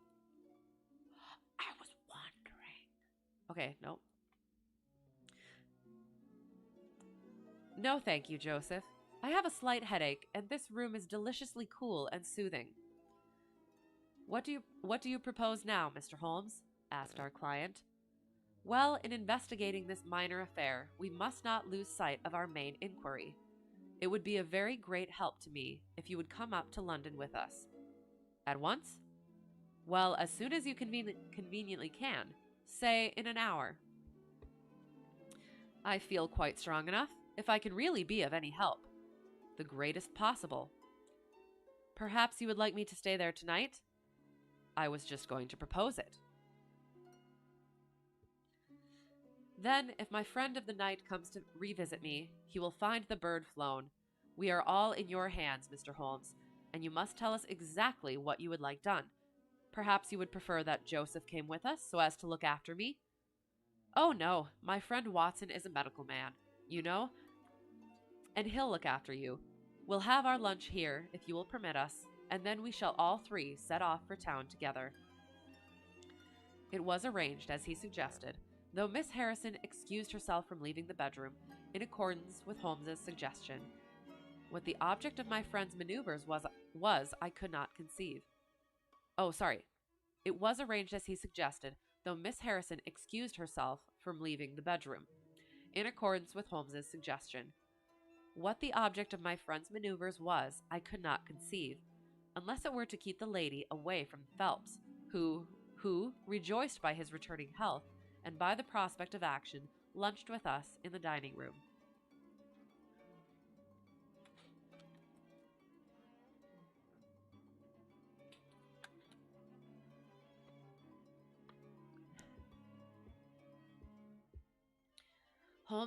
Holmes had still more startling surprises. Holmes had still more startling surprises for us. However, for, after accompanying us down to the station and seeing us into our carriage, he calmly announced that he had no intention of leaving Woking. There are one or two small points which I should desire to clear up before I go, said he. Your absence, Mr. Phelps, will in some ways rather assist me. Watson, when you reach London, you would oblige me by driving at once to Baker Street with our friend here, and remaining with him until I see you again. It is fortunate that you are old schoolfellows, as you must have much to talk over. Mr. Phelps can have the spare bedroom tonight, and I will be with you in time for breakfast, for there is a train which will take me into Waterloo at 8. No worries, just trying to make sure you follow. It's your own fault, you read ahead, and then look at the captions, and when they don't agree, you need to look back at the captions. Okay, just weird, right. Moving the mouse cursor to the lines helps tremendously. Sounds good, excellent, I'm glad. Thank you. Yes, absolutely, I'm happy to help. Have I flown anywhere fun yet? Honestly, it's been just training recently. I have flown into fun places before, but like right now I'm focused on the training. But yeah, I would like to. I would like to go somewhere fun again soon. I'd like to have a fun flight at some point, but we'll see. I really want to get through CFI, but yeah, we will. We'll see. It might help. It might help to do a fun flight at some point, but I don't know. I do have to get comfortable doing the right seat so that I can do it right seat, because that would at least be productive as well. So I don't know. We'll see. I would ask you, is there somewhere fun that you remember specifically? I mean, you don't have to tell what it is specifically. Just general, or somewhere that you are looking at next. But yes, again, don't dox yourself at all. But yeah, one of the ones that I flew into, my instructor and I went and flew into a grass strip, and it was a wider grass strip than I was used to, and I wasn't sure where I was supposed to land, so I just like landed in the middle. But I wasn't sure if you're supposed to like land on the side and like taxi on the other side. But yeah, I don't know. And then we walked to a little place and did lunch, and then flew off again. But yeah, practice right seating, so that was good. Been wanting to fly to a farm for a while. If you time it right, you might pick up a pumpkin for fall. That would be amazing. You definitely should. That sounds like so much fun. And what do you mean fly to a farm? So like fly to an airport near a farm, or like a farm that also has an airstrip? Either way, that would be so much fun. It is. It is fall. So excited. It would be an out-of-state flight. Oh, okay, sounds good. Excellent. That would be so much fun. I hope you do. They have an airstrip. Okay, excellent. Oh, that would. That's the best way to go pumpkin picking. By plane. Yes. I like that idea. I hope you do. I hope you get to go out and do that. Were we but how about yes? But how about the our investigation in London? Was that oops where we were at? Which will take me to Waterloo at 8. Okay, sorry. Back. But how about our investigation in London? Asked Phelps ruefully. We can do that tomorrow. I think that just at present I can be of more immediate use here. You might tell them at Briarbrae that I hope to be back tomorrow night, cried Phelps as we began to move from the platform. I hardly expect to go back to Briarbrae, answered Holmes, and waved his hand to us cheerily as we shot out from the station. Phelps and I talked it over on our journey, but neither of us could devise a satisfactory reason for this new development. I suppose he wants to find out some clue as to the burglary last night, if a burglar it was. For myself, I don't believe it was an ordinary thief. What is your own idea, then? Upon my word, you may put it down to my weak nerves or not, but I believe there is some deep political intrigue going on around me, and that for some reason that passes my understanding, my life is aimed at by the conspirators. It sounds high-flown and absurd, but consider the facts. Are we going to consider the facts? Sorry. It sounds high-flown and absurd, but consider the facts. Why should a thief try to break in at a bedroom window where there could be no hope of any plunder, and why should he come with a long knife in his hand? You are sure it was not a housebreaker's, Jimmy? Oh no, it was a knife. I saw the flash of the blade quite distinctly. But why on earth should you be pursued with such animosity? Ah, that is the question. Very Shakespearean. Well, if Holmes takes the same view, that would account for his action, would it not? Presuming that your theory is correct, if he can lay his hands upon the man who threatened you last night, he will have gone a long way towards finding who took the naval treaty. It is absurd to suppose that you have two enemies, one of whom robs you, while the other threatens your life. But Holmes said that he was not going to Briarbrae. I have known him for some time, said I, but I never knew him do anything yet without a very good reason. And with that, our conversation drifted off onto other topics. Oh, they sell other stuff too, right? So it's been on your radar for a while. That sounds really awesome. The Chrome captioning is great, okay, but when it is out of sync with the video, it's weird. Using the mouse to show the line of speaking is super helpful. Okay, sounds good. That kind of thing makes it so much more accessible to your deaf. Okay, I'm glad that helps. I kind of don't do it quite at the same time, but I guess it doesn't have to be like quite at the same time. Because I'll like anticipate it and like go to the next line as I'm finishing off the other line, or I'll like continue on to the next line and be like, oh gosh, I have to move it. So I apologize for that, but yeah, I'm doing my best, and I'm glad that it is helpful. You'll send me the link. Sounds good. Excellent. That would be fun. Thank you for the follow. Okay, do I say XI Delta IX or just Delta with pizzazz? Thank you for the follow. I appreciate it. Thank you for putting up with my shenanigans. Is it possible that someone could answer a history question for you regarding mercantilism? Maybe. I don't know. You can try it. Just Delta. Okay, sounds good. But there is pizzazz. So I feel like pizzazz. But you said just Delta, so I will go with Delta. All right. Your idea of same time is different from mine. You see it as same time. Okay, sounds good. Excellent. All right. Okay. Here we go. But it was a weary day for me. Phelps was still weak after his long illness, and his misfortune made him querulous and nervous. In vain I endeavored to interest him in Afghanistan, in India, in social questions, in anything that might take his mind out of the groove. He would always come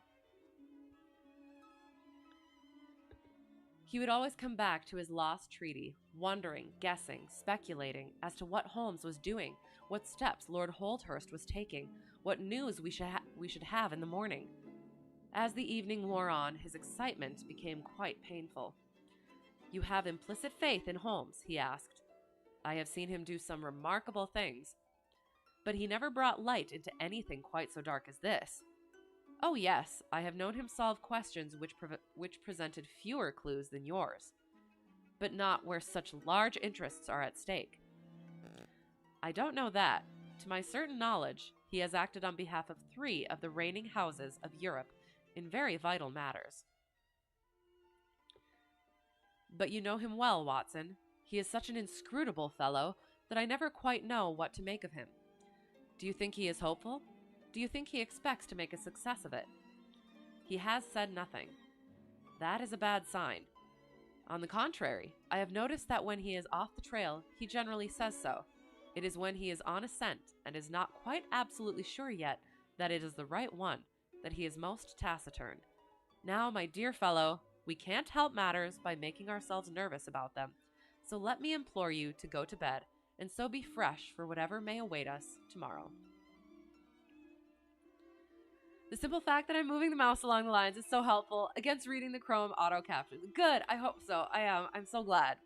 And I thought about this. Are they actually going well, the auto captions? Because I don't know if you heard. I have a cold right now. So I don't know if that wreaks havoc with the auto captions at all.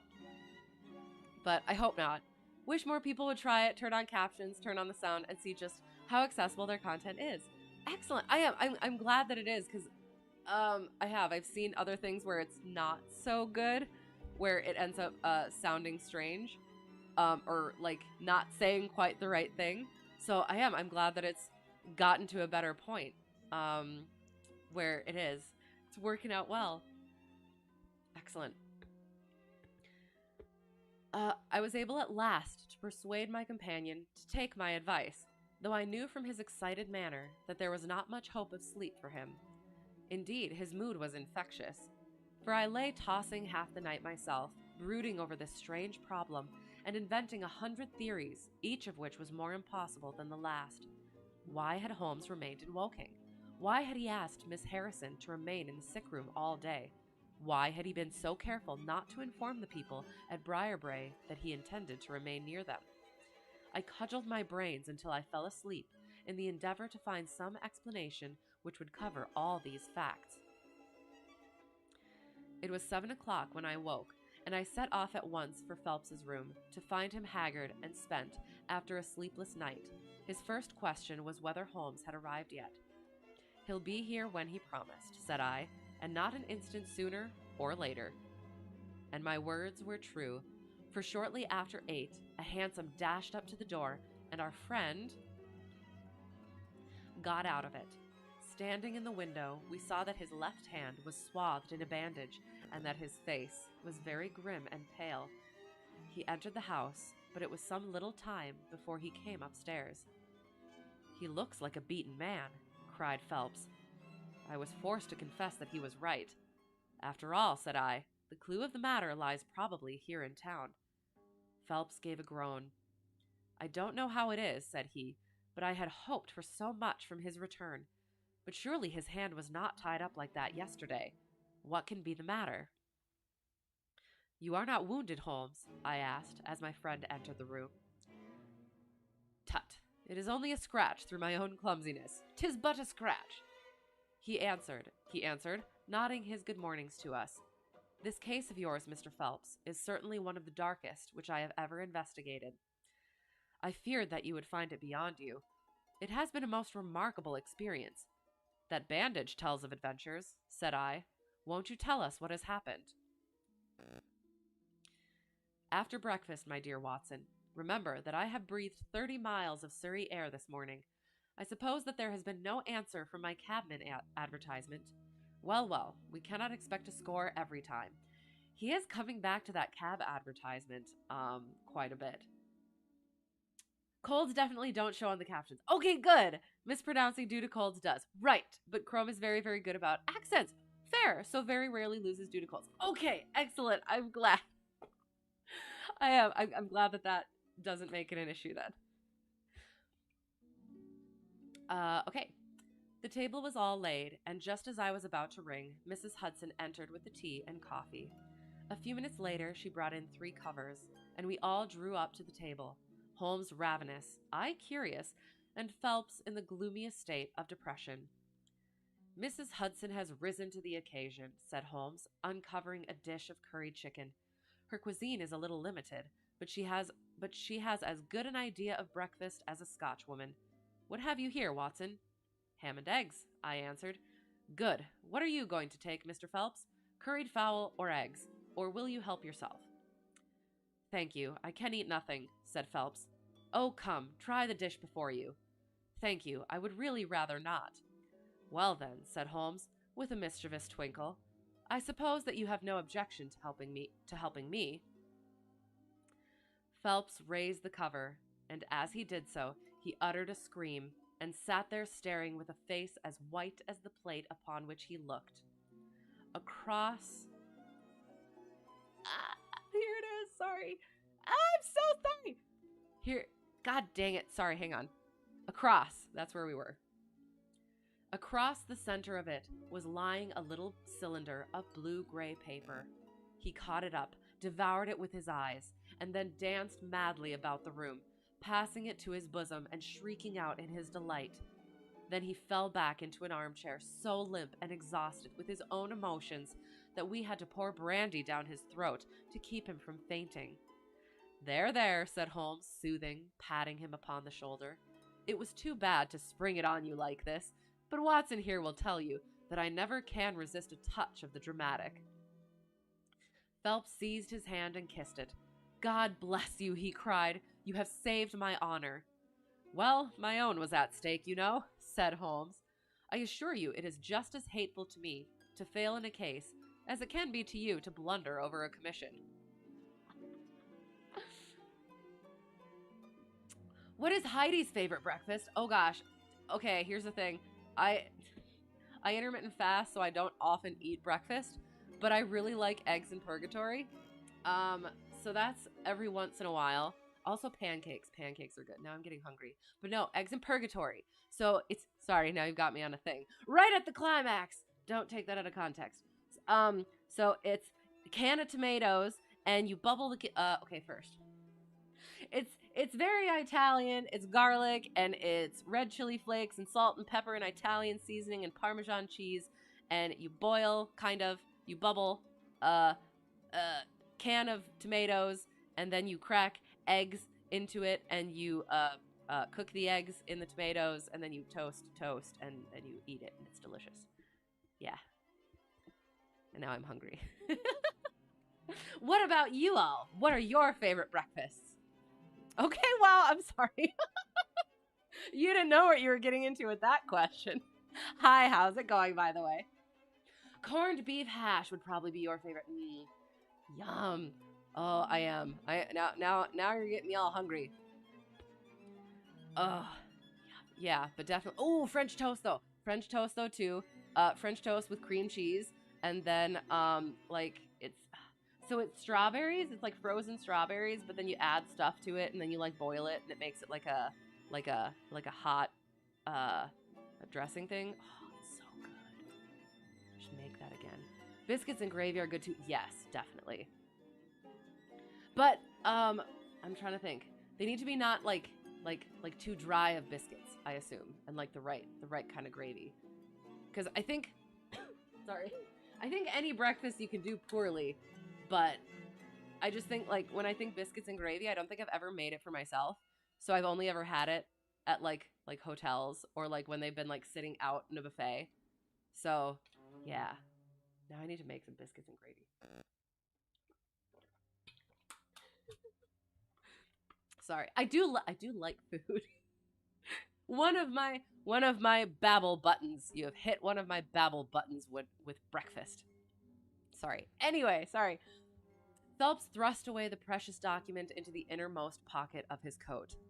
I have not the heart to interrupt your breakfast any further, and yet I am dying to know how you got it and where it was.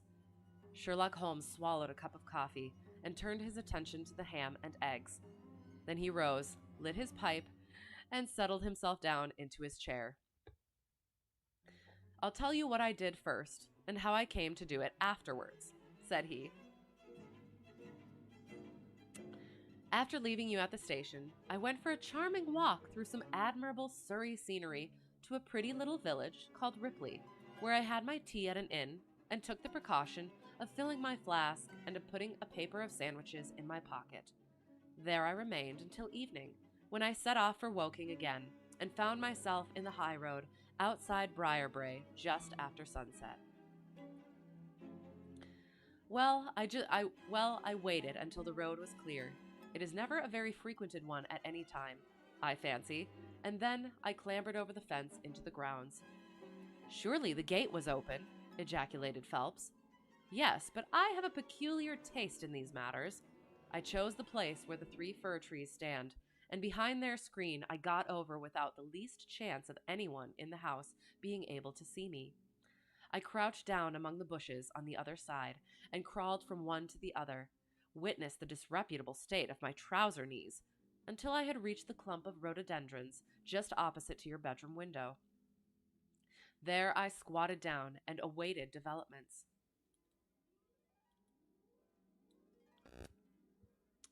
The blind was not down in your room, and I could see Miss Harrison sitting there reading by the table. It was 10:15 when she closed her book, fastened the shutters, and retired. I heard her shut the door and felt quite sure that she had turned the key in the lock. The key! Ejaculated Phelps. Yes, I had given Miss Harrison instructions to lock the door on the outside and take the key with her when she went to bed. She carried out every one of my injunctions to the letter, and certainly without her cooperation, you would not have that paper in your coat pocket. She departed then, and the lights went out, and I was left squatting in the rhododendron bush. As you do. Ooh, the tube of biscuits seemed to cook well. Okay. I will try to recall that when I do so. At some point, I shall. Okay, it used to be there was a button to subscribe to the channel monetarily. Where did that go? How do you subscribe and support? I don't have a subscription button. I'm sorry.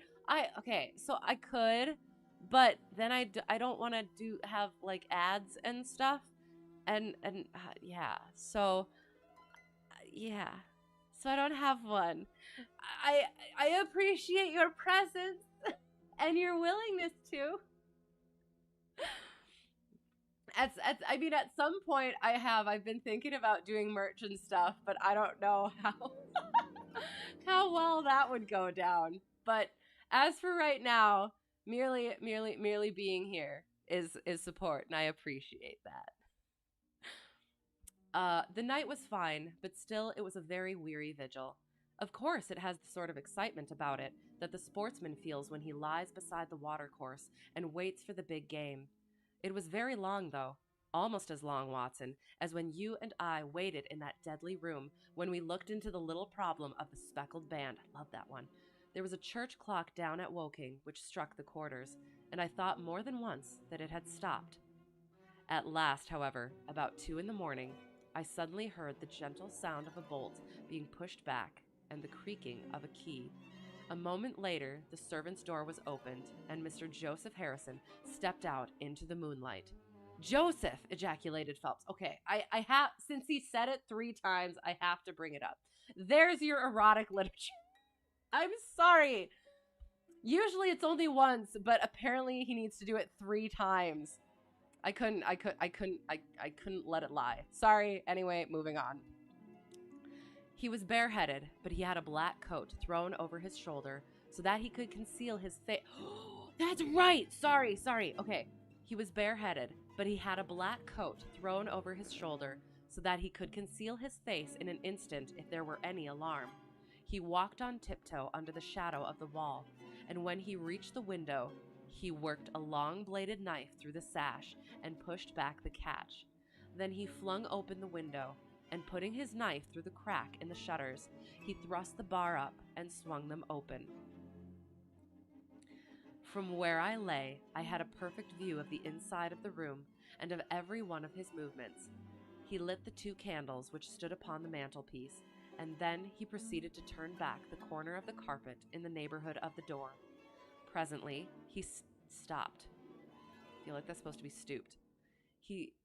We'll keep it for now. Presently, he stopped and picked out a square piece of board, such as is usually left to enable plumbers to get at the joints of the gas pipes. This one covered, as a matter of fact, the T-joint which gives off the pipe which supplies the kitchen underneath. Out of this hiding place, he drew that little cylinder of paper, pushed down the board, rearranged the carpet, blew out the candles, and walked straight into my arms as I stood waiting for him outside the window. Well, he has rather more viciousness than I gave him credit for, has Master Joseph. He flew at me with his knife, and I had to grasp him twice and got a cut over the knuckles before I had the upper hand of him. He looked murder out of the only eye he could see with when we had finished, but he listened to reason and gave up the papers. Having got them, I let my man go, but I wired full particulars to Forbes this morning. If he is quick enough to catch his bird, not his bird, all well and good. But if, as I shrewdly suspect, he finds the nest empty before he gets there, why, all the better for the government. I fancy that Lord Holdhurst, for one, and Mr. Percy Phelps, for another, would very much rather that the affair never got as far as a police court. Oh, I did. I forgot about that part. You can't subscribe because I aren't accepting them. Sorry, got it. Just wanting to support anyone who makes content and does so in a friendly way to deaf folks. Yes, absolutely, and I do. I appreciate your willingness, but I do. I have a thing about it. I want to say, like, maybe at some point I'll, like, throw it in there, but I feel like there's more things I'll have to be aware of and do and stuff with once I do that. But yeah, I don't know. I do. I appreciate it, and I'm glad that you enjoy the content and can enjoy the content. So thank you. I appreciate it. My God, gasped our client.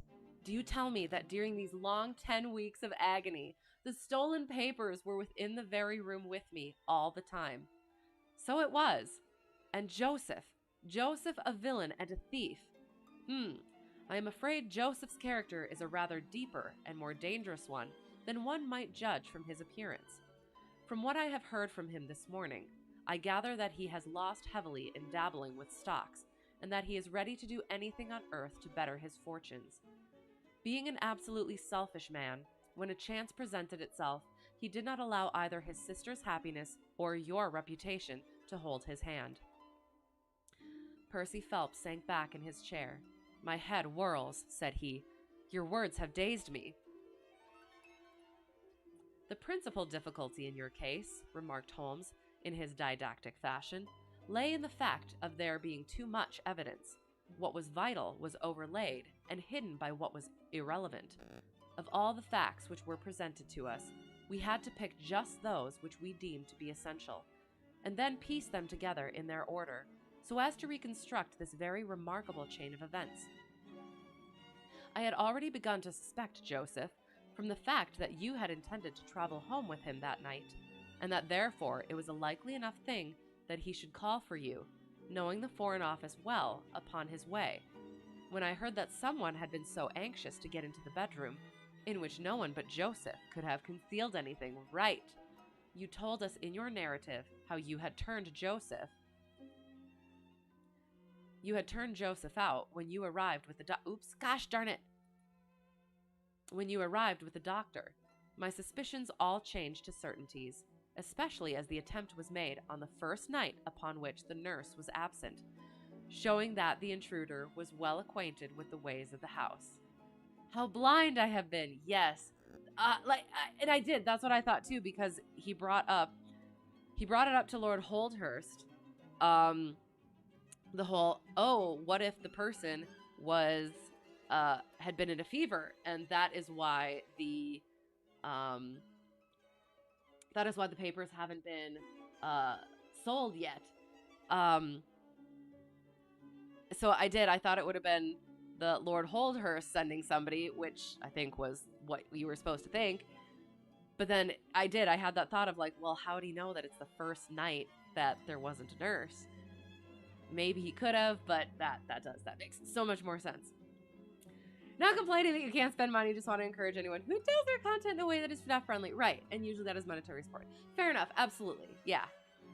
Have I played the original Final Fantasy VII? No, I don't. I don't believe so. And I'm trying to remember. I feel like I have it on a list somewhere, but I can definitely add it to a list. Should I? Shall I?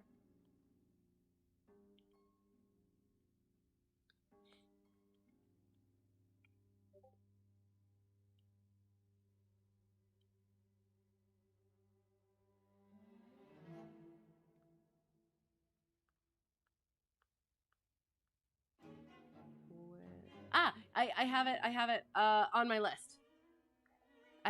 It's on the list. I'll have to see if if I have it in my wish list yet. If I like that style of older games, I will have to look into it. I like all sorts of games. I can get into anything, I think. Um, I am. I'm not quite sure what my actual taste is. So I will. I will look into it. The facts of the case, as far as I have worked them out, are these. This Joseph Harrison entered the office through the Charles Street door, and knowing his way, he walked straight into your room the instant after you left it.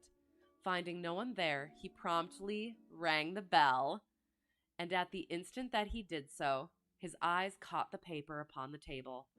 A glance showed him that chance had put in his way a state document of immense value, and in an instant he had thrust it into his pocket and was gone. A few minutes elapsed, as you remember, before the sleepy commissionaire drew your attention to the bell, and those were just enough to give the thief time to make his escape. I love it. He made his way to Woking by the first train, and having examined his booty and assured himself that it really was of immense value, he had concealed it in what he thought was a very safe place, with the intention of taking it out again in a day or two, and carrying it to the French embassy, or wherever he thought that a long price was to be had. Then came your sudden return. He, without a moment's warning, was bundled out of his room, and from that time onward, there were always at least two of you there to prevent him from regaining his treasure. The situation to him must have been a maddening one, but at last he thought he saw his chance. He tried to steal in, but was baffled by your wakefulness. You remember that you did not take your usual draft that night. I remember. Oh my gosh! So good! They remade it, right? They finally announced the release date of the second part of the remake, so you're excited for it. When is the release date? And yes, we are thinking that it's actually going to be good. I've heard remakes don't always, like remade or remastered or like, yeah, that sort of thing. I do. I hope it is. I hope it's good. I fancy that he had taken steps to make that draft efficacious, and that he quite relied upon your being unconscious. Of course, I understood that he would repeat the attempt whenever it could be done with safety. Your leaving the room gave him the chance he wanted. I kept Miss Harrison in it all day so that he might not anticipate us. Then, having given him the idea that the coast was clear, I kept guard as I have described. I already knew that the papers were probably in the room, but I had no desire to rip up all the planking and skirting in search of them. I let him take them, therefore, from the hiding place, and so saved myself an infinity of trouble. Is there any other point which I can make clear? Oh my gosh, it's so freaking good. Why did he try the window on the first occasion, I asked, when he might have entered by the door? In reaching the door, he would have to pass 7 bedrooms. On the other hand, he could get out onto the lawn with ease. Anything else? You do not think, asked Phelps, that he had any murderous intention? the knife was only meant as a tool. It may be so, answered Holmes, shrugging his shoulders. I can only say for certain that Mr. Joseph Harrison is a gentleman to whose mercy I should be extremely unwilling to trust. Oh my gosh, that was so good. I had a moment during, I think, this paragraph. Yes, this one. Finding no one there, he promptly rang the bell. At the instant that he did so, his eyes caught the paper upon the table, and that's when I love so much how well Doyle creates this tangle of a problem that is so smoothly worked out. Like, I don't know how to explain it, but like, it is. From the outset, it doesn't quite make sense how all of the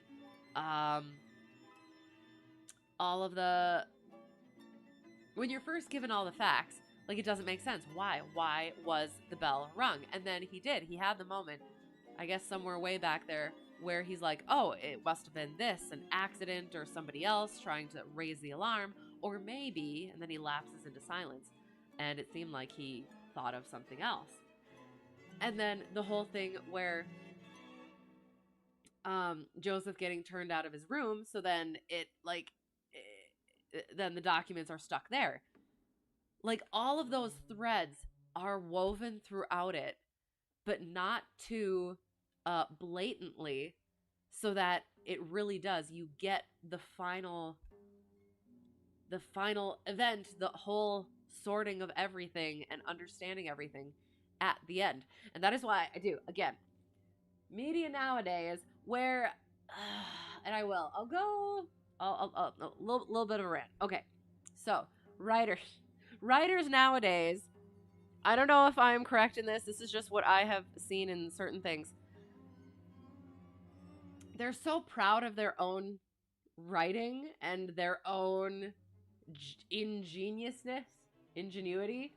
that they end up making things so blatant. And you know what? That's kind of like a backhand to the reader, where, oh, you'll never understand this or get this even in hindsight, so I have to make sure that it's right there for you to see. And then it's like, you see it, and then it's like, okay, now I guess the freaking ending. You know what I mean? Am I making any sense at all? Like, it is like his writing up to the point. That's the thing. That's what it is. Sorry. Okay. His writing throughout the whole thing is so well done that he does not need to have blatant threads to the end. Does that make sense? It's like, so like that's the thing, is like, writing nowadays, they need to have those threads to the end, because the rest of the writing that needs to fill in the space beforehand is too weak. Maybe. I don't know. Sorry. It was so good. That was a much longer one than the other ones. I did read that was one of the longer ones. We have one more to go. And it's the final problem. I'm hoping this one doesn't go as long. But yes, so that was the Naval Treaty. So good. And I'm just, everything was just so perfect and wonderful. And the flowers never came back in. That I might have to at some point go back and look at that to see how that ties into everything else. Flowers are the extras. Oh, that's absolutely what it is. Oh my gosh. Okay, so the flowers. Sorry. Couple more things.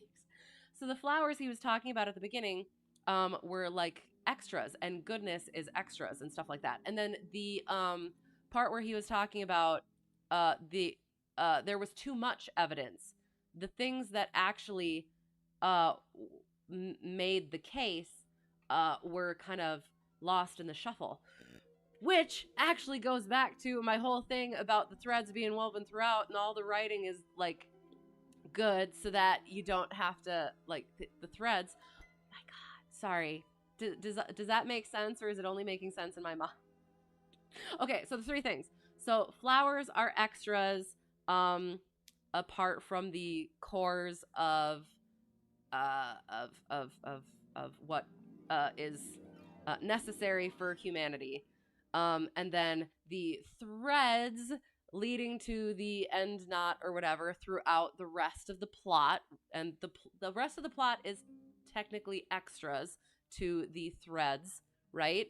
And then the actual mystery was so full of extra stuff that he had to get through to the core of it.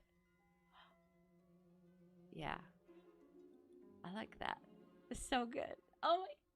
Anyway, it could just be babbles of an English major, but I think it means something. Anyway, sorry. That was the Naval Treaty. It was awesome. I very much enjoyed it. Late February. Okay, nice.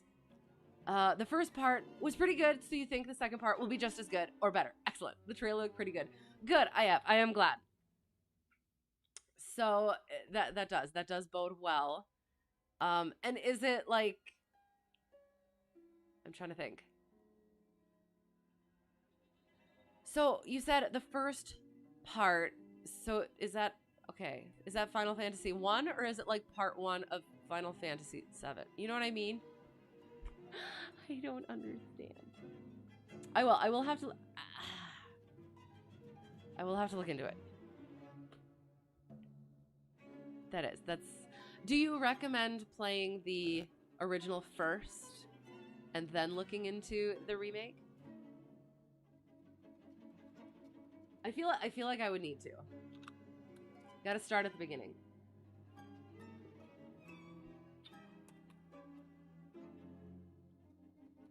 Are my parents beavers? Because I built like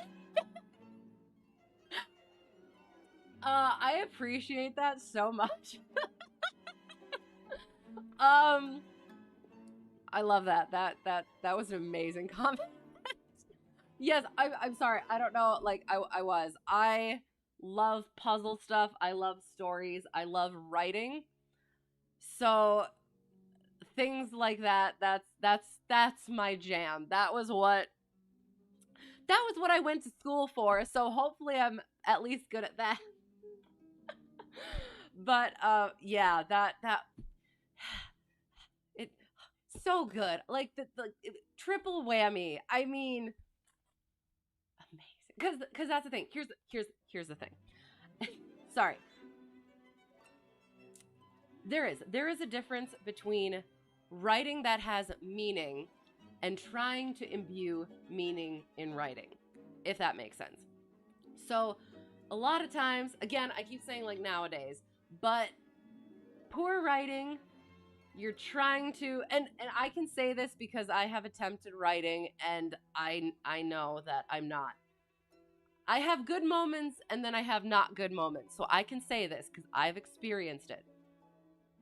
When you're trying so hard to make something mean something, it goes back to it goes back to another thing in here. When we talked about at the beginning, the stories where Doyle throws in these other stories that aren't going to be able to be written about for a long time, and then he probably never actually wrote those stories.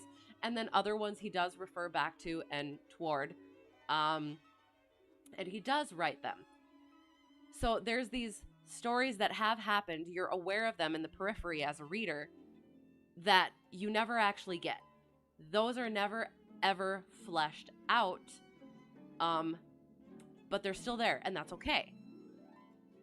And then again, nowadays with media, they take something that everybody likes and they find this little detail and they flesh this whole thing out, and it ends up being just don't do that. Leave it the way it was. It was better left to the imagination. Where was I going with this? I had a thing. I promise I had a point here. So sorry, hang on. Yes, okay. Trying to put meaning into things. So like again,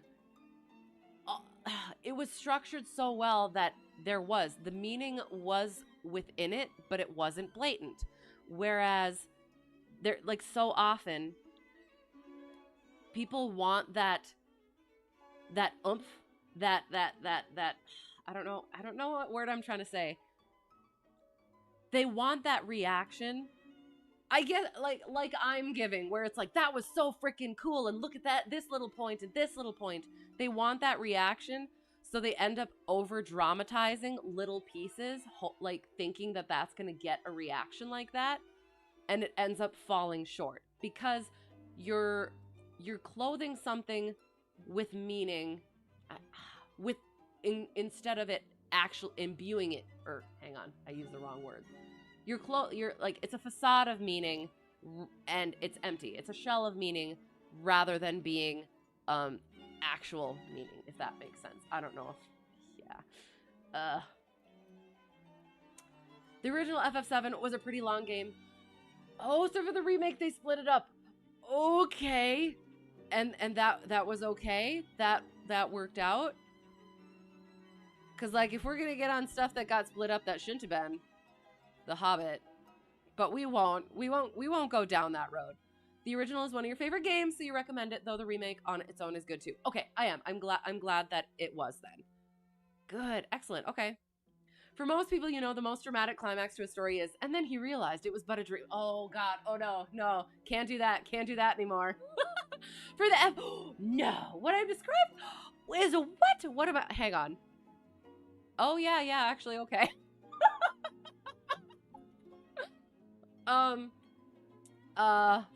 Fair enough, okay. I mean, so, yeah. Like, I was gonna, so, okay, so that's the other thing. It was but a dream. You can't do that anymore. It's just like, not again. Because at this point, it's a trope. So, it's one of those things where you can't do it anymore unless it's like really good or done differently. Kind of like, okay, I'm going to take one more point and then we got to move on because we have one more story to read yet and it is already late. Okay. So, horror movies. I didn't watch horror movies for a while, and I started watching horror movies because Spooktober, yay, exciting. And I watched all these classic horror movies that, like, okay, I'll go Psycho, what's the one, Johnny,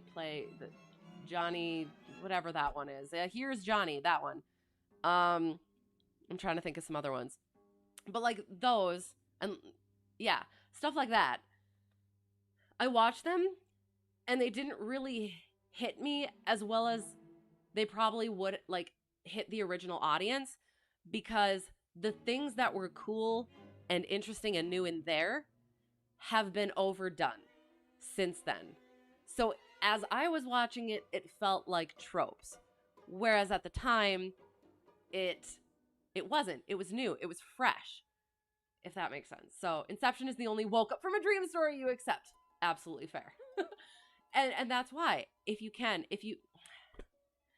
take something that worked here and expect it to work again. And that's why. That's how you get all the overdone stuff and it not landing, because it was that series of circumstances in that story at that time. So it is. You need to be able to find that new thing. Yeah. Anyway, sorry. I love this stuff. Okay. So you're seeing this side of me. Apart from my flying stuff, this is my other side. Thanks for putting up with it. So yeah, here we will continue with, so that was again the Naval Treaty. Excellent, amazing. Again, hoping that this one is not as long because, oh God. But we're gonna have an excellent time with the final problem. And this is, again, prefacing, this is also the final story that we're going to be reading with Sherlock for a little while. It is also the final story of the Memoirs of Sherlock Holmes, this chunk that we're reading. So it's a thing. It's the final problem. Aha. Haha. All right. The final problem. It is with a heavy heart that I take up my pen to write these, the last words in which I shall ever record the singular gifts by which my friend, Mr. Sherlock Holmes, was distinguished. In an incoherent and, as I deeply feel, an entirely inadequate fashion, I have endeavored to give some account of my strange experiences in his company, from the chance which first brought us together at the period of the study in scarlet, up to the time of his interference in the matter of the naval treaty, an interference which had the unquestionable effect of preventing a serious international complication. Oh gosh, sorry, I'm sorry. I remember the thing now. Sorry. It was my intention to have stopped there and to have said nothing of that event which has created a void in my life which the lapse of 2 years has done little to fill. I apologize for forgetting the cursor. My hand has been forced, however, by the recent letters in which Colonel James Moriarty defends the memory of his brother, and I have no choice but to lay the facts before the public exactly as they occurred. I alone know the absolute truth of the matter, and I am satisfied that the time has come when no good purpose is to be served by its suppression. As far as I know, there have been only 3 accounts in the public press. That in the Journal du Génie, I tried, I'm sorry, on May 6th, 1891, the Reuters Dispatch in the English papers on May 7th, and finally the recent letters to which I have alluded. Of these, the first and second were extremely condensed, while the last is, as I shall now show, an absolute perversion of the facts. It lies with me to tell for the first time what really took place between Professor Moriarty and Mr. Sherlock Holmes. Oh gosh. And see, and okay, and I will say, I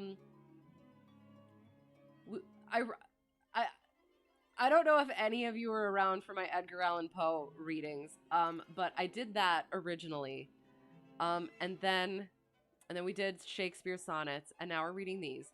I do want to say, these do stand the test of time. So as I was talking about before, where like even the horror movies that I watched where things became a trope or whatever, like I don't know if you guys are aware of the don't spoil anything, but I don't know if you're aware of how this story goes and like the Moriarty versus Holmes thing, but even if you know where it's going, and even if like, because again, I've read these before on my own, and sometimes I'll know where they're going, they're still 100% as excellent and amazing, and they just hit so well even if you know what's coming. And I had that a lot during the Edgar Allan Poe things, is I knew it was coming, or like I would figure it out or something, and it was just as moving as it would have been without any idea. So you're not going to go deep into your opinions because it could get controversial and your may or may not get canceled. Yeah, we don't have to go too deeply. We can just like very surface level objective sorts of things. Petition to get an Eminem lyrics reading reaction. Oh God. Are you saying like on this channel? That could be an interesting thing. I don't know. I'm not sure. My first thought is probably not. But my other thought is, that could be interesting. We'll see. It may be remembered that after my marriage and my subsequent start in private practice, the very intimate relations which had existed between Holmes and myself became to some extent modified. He still came to me from time to time when he desired a companion in his investigation, but these occasions grew more and more seldom, until I find that in the year 1890 there were only 3 cases of which I retain any record. During the winter of that year and the early spring of 1891, I saw in the papers that he had been engaged by the French government upon a matter of supreme importance. And I received 2 notes from Holmes, dated from Narbonne and from Nimes, from which I gathered that his stay in France was likely to be a long one. It was with some surprise, therefore, that I saw him walk into my consulting room upon the evening of April 24th. It struck me that he was looking even paler and thinner than usual. Yes, I have been using myself up rather too freely, he remarked, in answer to my look rather than to my words. I have been a little pressed of late. Have you any objection to my closing your shutters? The only light in the room came from the lamp upon the table at which I had been reading. Holmes edged his way round the wall, and flinging the shutters together, he bolted them securely. Some of them bars has some real deep meaning. I'm absolutely sure. But so I guess how much of it is like contextual based on like I don't know what this no, how much of it I don't know how to put this. Like things that happen during that time that I probably would have no understanding of. You know what I mean? Cuz like, and that's what I was going to say is like I probably understand more about like this sort of a time period than I do about like modern time period like that, if that makes sense. Which is probably awful. But yeah. Otherwise, like I'm absolutely sure. I just don't know how well I would be able to read that meaning, if that makes sense. Basically, I'm saying I was born 40. Basically. No, I've always loved classic literature.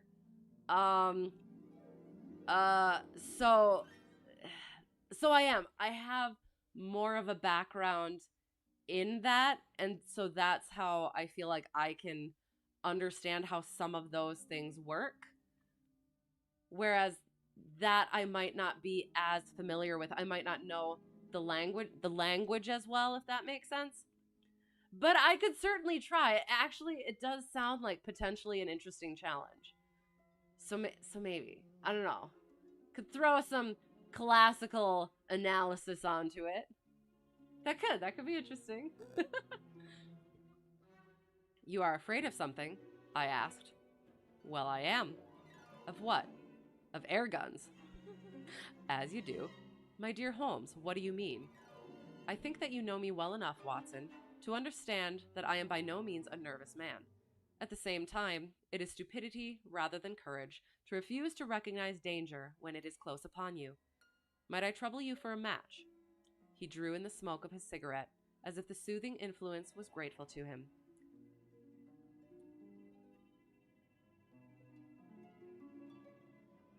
That doesn't seem like it makes sense as a sentence.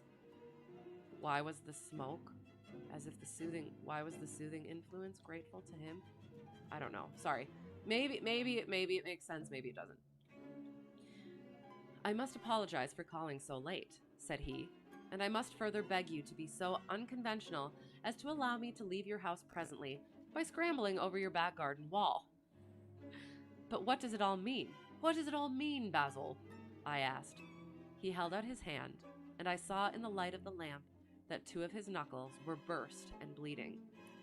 It is not an airy nothing, you see, said he, smiling. On the contrary, it is solid enough for a man to break his hand over. Is Mrs. Watson in? She is away upon a visit. Indeed, you are alone. Quite. Then it makes it the easier for me to propose that you should come away with me for a week, to the continent. Where?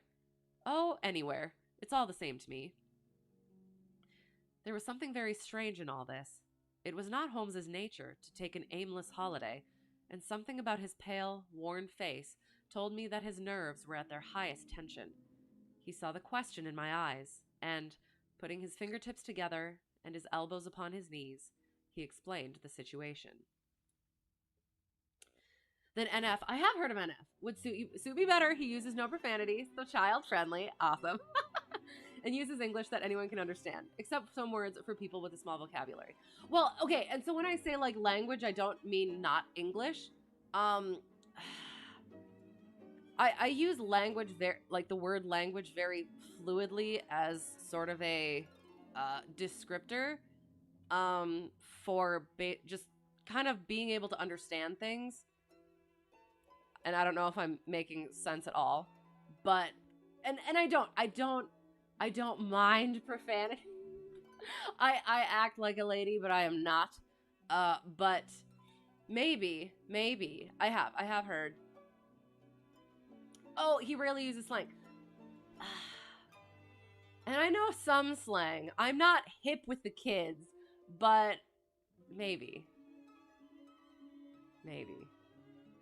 We shall see. We shall see. We will. We'll cuz I like doing the shorter shorter readings just because I don't always know what my schedule is going to be, and that could be an interesting episode, if you could say that.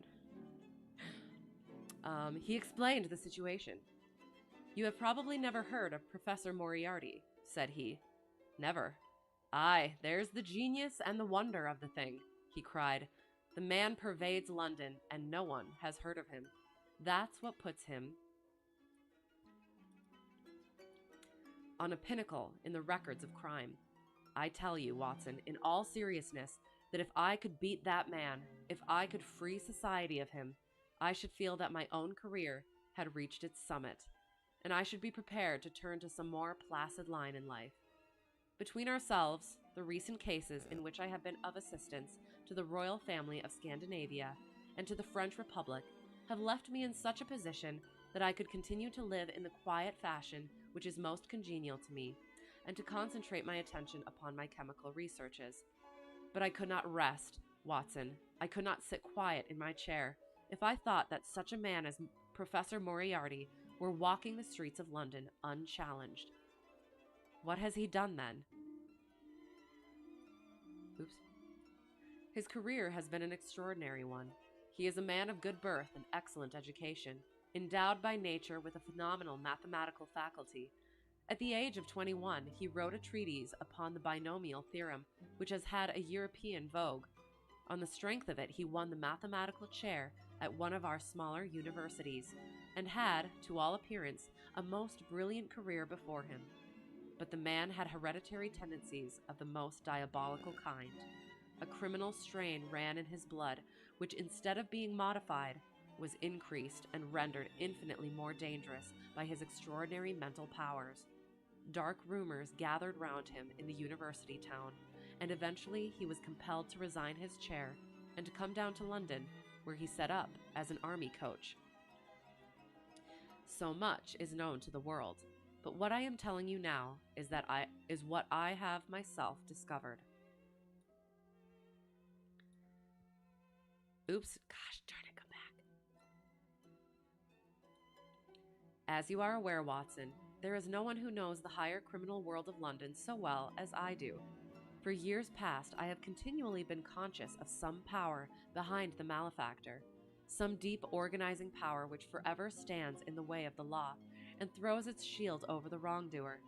Again and again, in cases of the most varying sorts, forgery cases, robberies, murders, I have felt the presence of this force, and I have deduced its action in many of those undiscovered crimes in which I have not been personally consulted. Pat on the back. For years I have endeavored to break through the veil which shrouded it, and at last the time came when I seized my thread and followed it, until it led me, after 1,000 cunning windings, to ex-Professor Moriarty of mathematical celebrity. He is the Napoleon of crime, Watson. He is the organizer of half that is evil, and of nearly all that is undetected in this great city. He is a genius, a philosopher, an abstract thinker. He has a brain of the first order. He sits motionless, like a spider in the center of its web, but that web has 1,000 radiations, and he knows well every quiver of each of them. He does little himself. He only plans. But his agents are numerous and splendidly organized. Is there a crime to be done, a paper to be abstracted, we will say, a house to be rifled, a man to be removed. The word is passed to the professor. The matter is organized and carried out. The agent may be caught. In that case, money is found for his bail or his defense. But the central power, which uses the agent, is never caught, never so much as suspected. This was the organization which I deduced, Watson, in which I devoted my whole energy to exposing and breaking up. See, again. Oh, need a new water. I don't know how to explain it.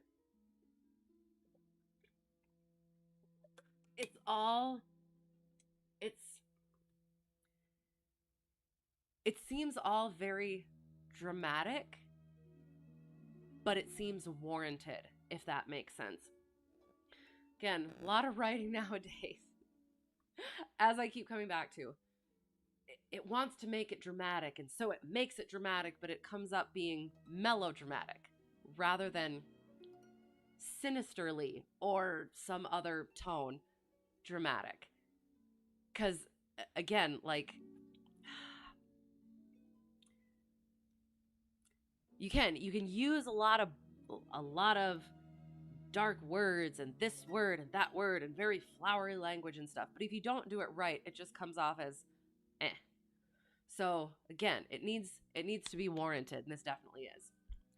Thank you for the stream tonight. Thank you for being here, and thank you for making it easier for you. Absolutely. Calling it a night. Yes, I understand. Hope you sleep well. Be catching my next streams. Thank you. You have a great night as well. Hope to see you again soon. Should be flying on Tuesday for the next one. Barring changes. But yeah, I don't know. Are you in my Discord? I'll let you know if there is any changes, because, yeah, I think my schedule is going to start going wonky-ish. Oh, gosh, hang on. My chat just decided to do strange things. Hang on, I might have to... If it doesn't come back... Shoot. I'm gonna try this. I hope this doesn't... Oops. Well, I'll throw it in here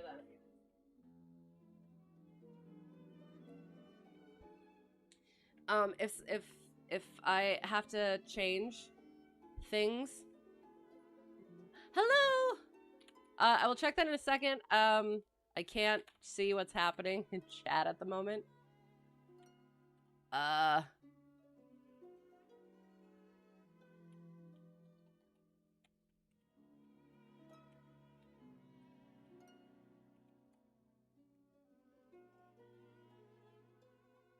Okay.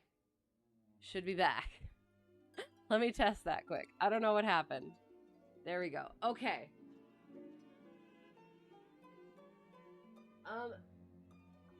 Okay.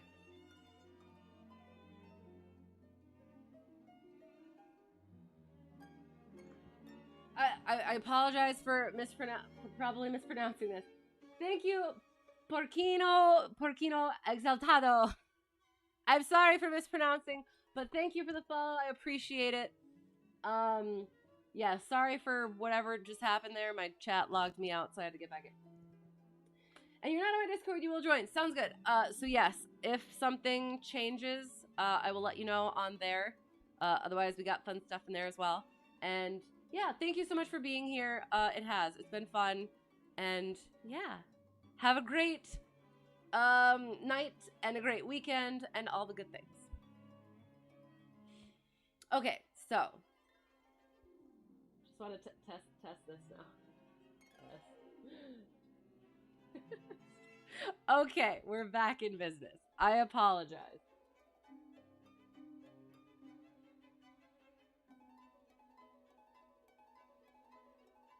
All good? All good? Okay. You didn't study for a test, I'm sorry! No, it was just a test for me. Yes, I do. It did. It went wonky and then I couldn't see anything and I don't, yeah. Anyway, Thank you. Thank you for putting up with me. We shall continue. Okay, so the spider in his web. Again, at this point, that could be considered a trope. It's done so well that again, it's warranted. It has to have the spine behind it. It cannot have just the shell. Anyway, yeah, that. Okay, good. Yes, no test. There will be no test on this. All right. But the professor was fenced around with safeguards so cunningly devised that, do what I would, it seemed impossible to get evidence which would convict in a court of law. You know my powers, my dear Watson, and yet at the end of 3 months, I was forced to confess that I had at last met an antagonist who was my intellectual equal. My horror at his crimes was lost in my admiration at his skill. But at last he made a trip. Only a little trip, but it was more than he could afford when I was so close upon him. I had my chance, and, starting from that point, I have woven my net round him until now it is all ready to close. In 3 days, that is to say, on Monday next, matters will be ripe, and the professor, with all the principal members of his gang, will be in the hands of the police. Then will come the greatest criminal trial of the century, the clearing up of over 40 mysteries, and the rope for all of them. Ooh, and the rope for all of them. Sorry, I have to put a little more hit on that, because that means death. Sorry.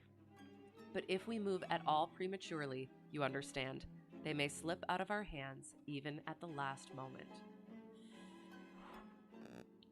Now, if I could have done this without the knowledge of Professor Moriarty, all would have been well. But he was too wily for that. He saw every step which I took to draw my toils round him. Again, is it toils or is it coils? It could be toils, but I don't know. Round him. Again and again he strove to break away, but I as often headed him off. I tell you, my friend, that if a detailed account of that silent contest could be written, it would take its place as the most brilliant bit of thrust and parry work in the history of detection. Thank you for the follow, Prouds. I appreciate it very much. I hope you are enjoying. I'm getting so into this. Bit of thrust and parry work in the history of detection. Never have I risen to such a height, and never have I been so hard pressed by an opponent. He cut deep, and yet I just undercut him. This morning the last steps were taken, and 3 days only were wanted to complete the business. I was sitting in my room thinking the matter over when the door opened and Professor Moriarty stood before me. My nerves are fairly proof, Watson, but I must confess to a start when I saw the very man who had been so much in my thoughts standing there on my threshold. His appearance was quite familiar to me. He is extremely tall and thin.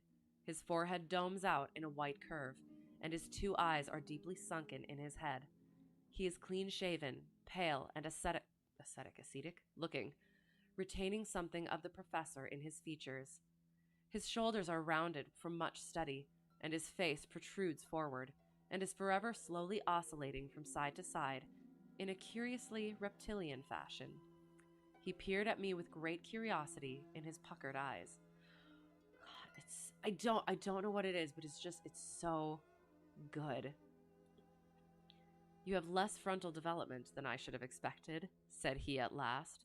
It is a dangerous habit to finger loaded firearms in the pocket of one's dressing gown. The fact is that upon his entrance, I had instantly recognized the extreme personal danger in which I lay. The only conceivable escape for him lay in silencing my tongue. In an instant, I had slipped the revolver from the drawer into my pocket and was covering him through the cloth. At his remark, I drew the weapon out and laid it cocked upon the table. He still smiled and blinked, but there was something about his eyes which made me feel very glad that I had it there. You evidently don't know me, said he. On the contrary, I answered, I think it is fairly evident that I do. Pray take a chair. I can spare you 5 minutes. Oh gosh, I clicked! sorry. On the contrary, I answered, I think it is fairly evident that I do. Pray, take a chair. I can spare you 5 minutes if you have anything to say. All that I have to say has already crossed your mind, said he. Then possibly my answer has crossed yours, I replied. You stand fast? Absolutely. He clapped his hand into his pocket, and I raised the pistol from the table. But he merely drew out a memorandum book in which he had scribbled some dates. You crossed my patch. I feel like it should be path, so we're going to go with path. You crossed my path on the 4th of January, said he. On the 23rd, you incommoded me. By the middle of February, I was seriously inconvenienced by you. Sorry. I'll continue. At the end of March, I was absolutely hampered in my plans, and now, at the close of April, I find myself placed in such a position through your continual persecution that I am in positive danger of losing my liberty. The situation is becoming an impossible one. I'm sorry, it is. It's so good, but as I was reading it, I just had a very vivid image of the very hungry caterpillar. And it just threw me for a moment. Again, continuing, very, very serious. Have you any suggestion to make? I asked. You must drop it, Mr. Holmes, said he, swaying his face about. You really must, you know. After Monday, said I. Tut-tut, said he. I am quite sure that a man of your intelligence will see that there can be but one outcome to this affair. It is necessary that you should withdraw. You have worked things in such a fashion that we have only one resource left. It has been an intellectual treat to me to see the way in which you have grappled with this affair, and I say unaffectedly that it would be a grief to me to be forced to take any extreme measure. You smile, sir, but I assure you that it really would. Danger is part of my trade, I remarked. That is not danger, said he. It is inevitable destruction. You stand in the way not merely of an individual, but of a mighty organization, the full extent of which you, with all your cleverness, have been unable to realize. You must stand clear, Mr. Holmes, or be trodden underfoot.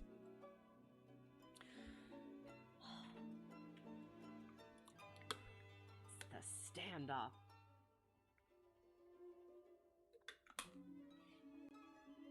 Okay. I am afraid, said I, rising, that in the pleasure of this conversation, I am neglecting business of importance which awaits me elsewhere. He rose also, and looked at me in silence, shaking his head sadly. Well, well, said he at last, it seems a pity, but I have done what I could. I know every move of your game. You can do nothing before Monday. It has been a duel between you and me, Mr. Holmes. You hope to place me in the dock. I tell you that I will never stand in the dock. You hope to beat me. I tell you that you will never beat me. If you are clever enough to bring destruction upon me, rest assured that I shall do as much to you. You have paid me several compliments, Mr. Moriarty, said I. Let me pay you one in return, when I say that if I were assured of the former eventuality, I would, in the interests of the public, cheerfully accept the latter. I can promise you the one, but not the other, he snarled, and so turned his rounded back upon me and went peering and blinking out of the room.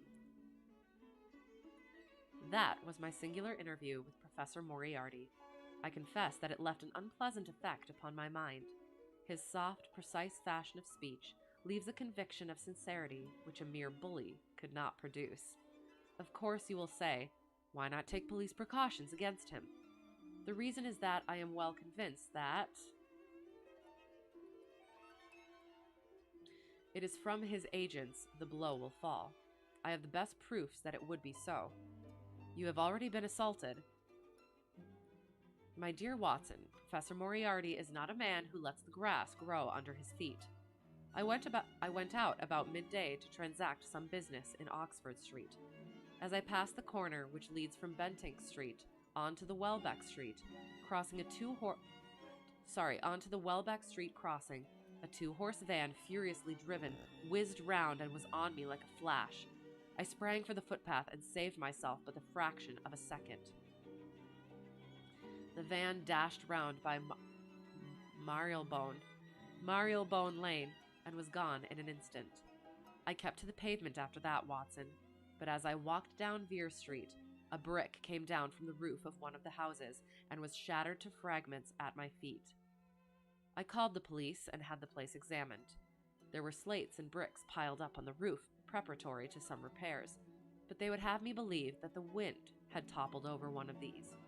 Of course, I knew better, but I could prove nothing. I took a cab from after that and reached my brother's rooms in Pall Mall, where I spent the day. Now I have come round to you, and on my way, I was attacked by a rough with a bludgeon. I knocked him down, and the police have him in custody. But I can tell you with the most absolute confidence that no possible connection will ever be traced between the gentleman upon whose front teeth I have barked my knuckles and the retiring mathematical coach, who is, I dare say, working out problems upon a blackboard 10 miles away. You will not wonder, Watson, that my first act on entering your rooms was to close your shutters, and that I have been compelled to ask your permission to leave the house by some less conspicuous exit than the front door. I had often admired my friend's courage, but never more than now, as he sat quietly checking off a series of incidents which must have combined to make up a day of horror. You will spend the night here, I said. No, my friend, you might find me a dangerous guest. I have my plans laid, and all will be well. Matters have gone so far now that they can move without my help as far as the arrest goes, though my presence is necessary for a conviction. It is obvious, therefore, that I cannot do better than get away for the few days which remain before the police are at liberty to act. It would be a great pleasure to me, therefore, if you could come on to the continent with me. That's nice. The practice is quiet, said I, and I have an accommodating neighbor. I should be glad to come. And to start tomorrow morning, if necessary. Oh yes, it is most necessary. Then these are your instructions, and I beg, my dear Watson, that you will obey them to the letter, for you are now playing a double-handed game with me against the cleverest rogue and the most powerful syndicate of criminals in Europe. Now listen, you will dispatch whatever luggage you intend to take by a trusty messenger unaddressed to Victoria tonight. In the morning, you will send for a hansom, desiring your man to take neither the first nor the second which may present itself. Into this hansom you will jump, and you will drive to the Strand end of the Lowther Arcade, handing the address to the cabman upon a slip of paper, with a request that he will not throw it away. Have your fare ready, and the instant that your cab stops, dash through the arcade, timing yourself to reach the other side at 9:15. You will find a small brougham waiting close to the curb, driven by a fellow with a heavy black cloak tipped at the collar with red. Into this you will step, and you will reach Victoria in time for the Continental Express. Hello, you are back. Excellent. How was the flight? Just landed? Nice. I hope it went well. We are on the final problem, our second and final story, and the final story of the memoirs of Sherlock Holmes, and the final ones we shall read for a little while. Yes, so Moriarty is in Holmes's net, and Holmes is, asking Watson to come away for a while so that the net can close. But we shall see how well that works. Where shall I meet you? At the station. The second first-class carriage from the front will be reserved for us. The carriage is our rendezvous, then? Yes. It was in vain that I asked Holmes to remain for the evening. It was evident to me that he thought he might bring trouble to the roof he was under, and that was the motive which impelled him to go. With a few hurried words as to our plans for the morrow, he rose and came out with me into the garden, clambering over the wall which leads into Mortimer Street, and immediately whistling for a hansom, in which I heard him drive away. In the morning, I obeyed Holmes's injunctions to the letter. A hansom was procured with such precaution as would prevent its being one which was placed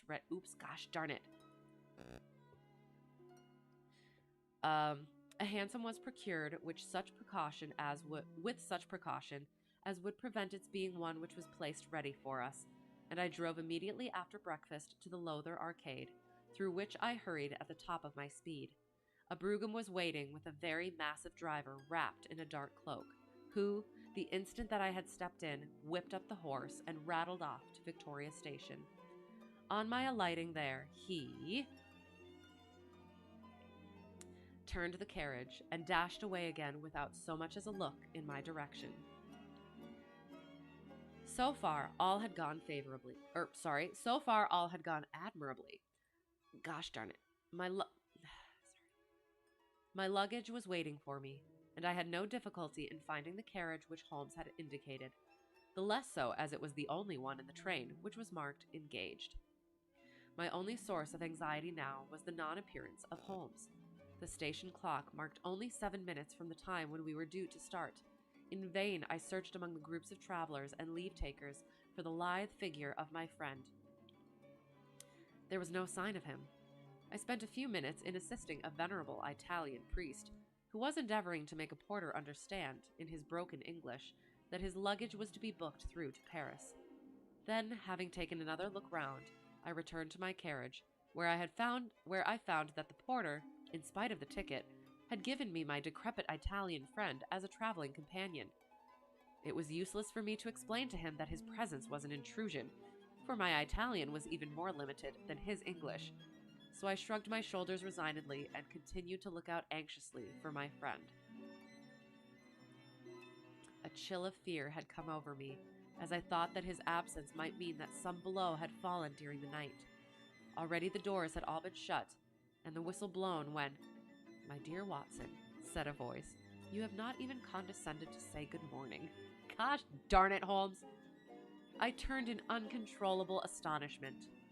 The aged ecclesiastic had turned his face towards me.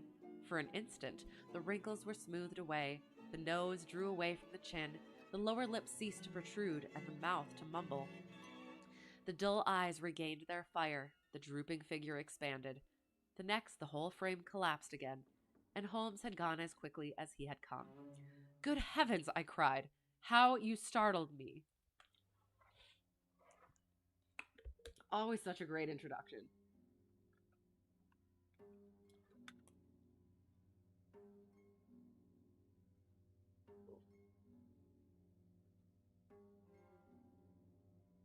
Checking the things. Okay. All right. Ugh. Ugh. "Every precaution is still necessary," he whispered. "I have reason to think that they are hot upon our trail. Ah, there is Moriarty himself. My gosh!" The train had already begun to move as Holmes spoke. Glancing back, I saw a tall man pushing his way furiously through the crowd and waving his hand as if he desired to have the train stopped.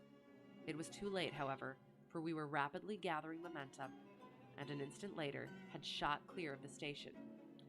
"With all our precautions, you see that we have cut it rather fine," said Holmes, laughing. He rose, and throwing off the black cassock and hat which had formed his disguise, he packed them away in a handbag. "Have you seen the morning paper, Watson?" "No." You haven't seen about Baker Street, then?" "Baker Street? They set fire to our rooms last night. No great harm was done."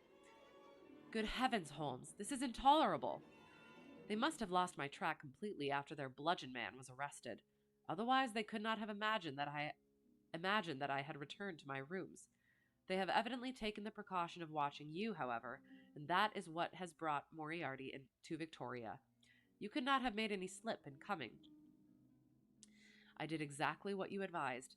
Did you find your brougham?" "Yes, it was waiting." "Did you recognize your coachman?" "No." Oops. "It was my brother, Mycroft. It is an advantage to get about in such a case without taking a mercenary into your confidence, but we must plan what we are to do about Moriarty now." "You had so much fun tonight in the sim with actual controllers on." "Right. Yes, I am. I'm glad." And were there any points where You maybe had a flub and then they were just so absolutely nice and understanding. I had plenty of those. It is. They are. They're definitely very helpful, very professional, and it does help as much as I get really nervous about it and stuff. I do enjoy it as well. But I'm glad it was fun. As this is an express, and as the boat runs in connection with it, I should think we have shaken him off very effectively. My dear Watson, you evidently did not realize my meaning when I said that this man may be taken as being quite on the same intellectual plane as myself. Oops. You do not imagine that if I were the pursuer, I should allow myself to be baffled by so slight an obstacle. Why then should you think so meanly of him? What will he do? What I what I should do? What would you do then? Engage a special. But it must be late. By no means. This train stops at Canterbury, and there is always at least a quarter of an hour's delay at the boat. He will catch us there. One would think that we were the criminals. Let us have him arrested on his arrival. It would be to ruin the work of 3 months. We should get the big fish, but the smaller would dart right and left out of the net. On Monday, we should have them all. No, an arrest is inadmissible. What then? Oops.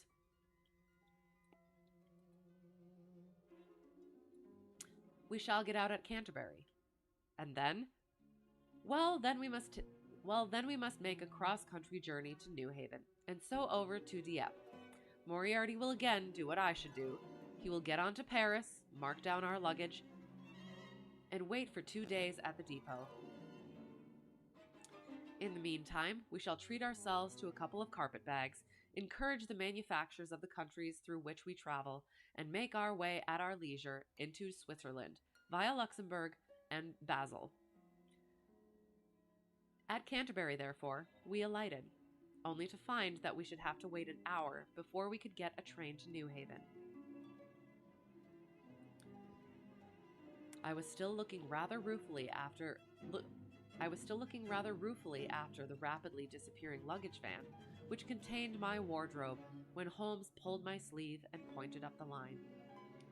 Already, you see, said he. Far away from among the Kentish woods, there rose a thin spray of smoke. A minute later, a carriage and engine could be seen flying along the open curve which leads to the station. We had hardly time to take our place behind a pile of luggage when it passed with a rattle and a roar, beating a blast of hot air into our faces. There he goes, said Holmes, as we watched the carriage swing and rock over the point. There are limits, you see, to our friend's intelligence. It would have been a coup de maître. Maître. I don't know. Had he deduced what I would deduce and acted accordingly. And what would he have done had he overtaken us? There cannot be the least doubt that he would have made a murderous attack upon me. It is, however, a game at which two may play. The question now is whether we should take a premature lunch here or run our chance of starving before we reach the buffet at New Haven. We made our way to Brussels that night and spent 2 days there, moving on upon the third day as far as Strasbourg.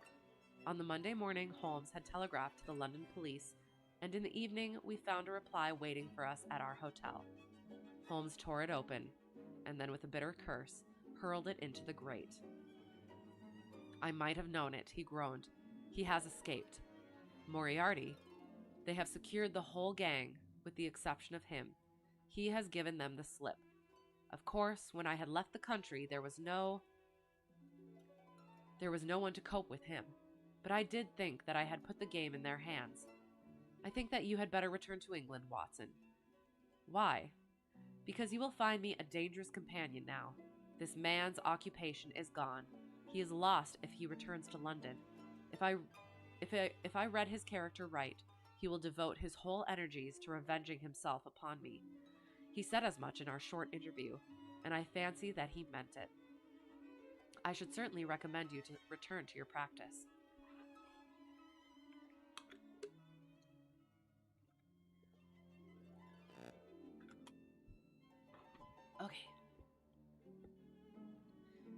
It was hardly an appeal to be successful with one who was an old campaigner as well as an old friend. We sat in the Strasbourg salle à manger. It's the room of eating. It's the dining room. I remember some French. We sat in the Strasbourg salle à manger, arguing the question for half an hour. But the same night, we had resumed our journey and were well on our way to Geneva. For a charming week, we wandered up the valley of the Rhone, and then, branching off at Luc, we made our way over the Gemmi Pass, still deep in snow, and so, by way of Interlaken, to Meiringen. I'm sorry for pronouncing all these horribly. It was a lovely trip, the dainty green of the spring below, the virgin white of the winter above, but it was clear to me that never for one instant did Holmes forget the shadow which lay across him.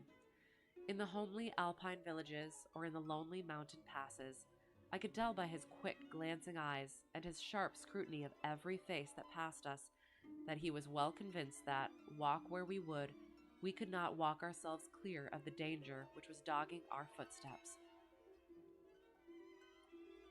Once, I remember, as we passed over the Gemmi and walked along the border of the melancholy Daubensee, a large rock which had been dislodged from the ridge upon our right, clattered down and roared into the lake behind us. In an instant, Holmes had raced up onto the ridge and, standing upon a lofty pinnacle, craned his neck in every direction. It was in vain that our guide assured him that a fall of stones was a common chance in the springtime at that spot.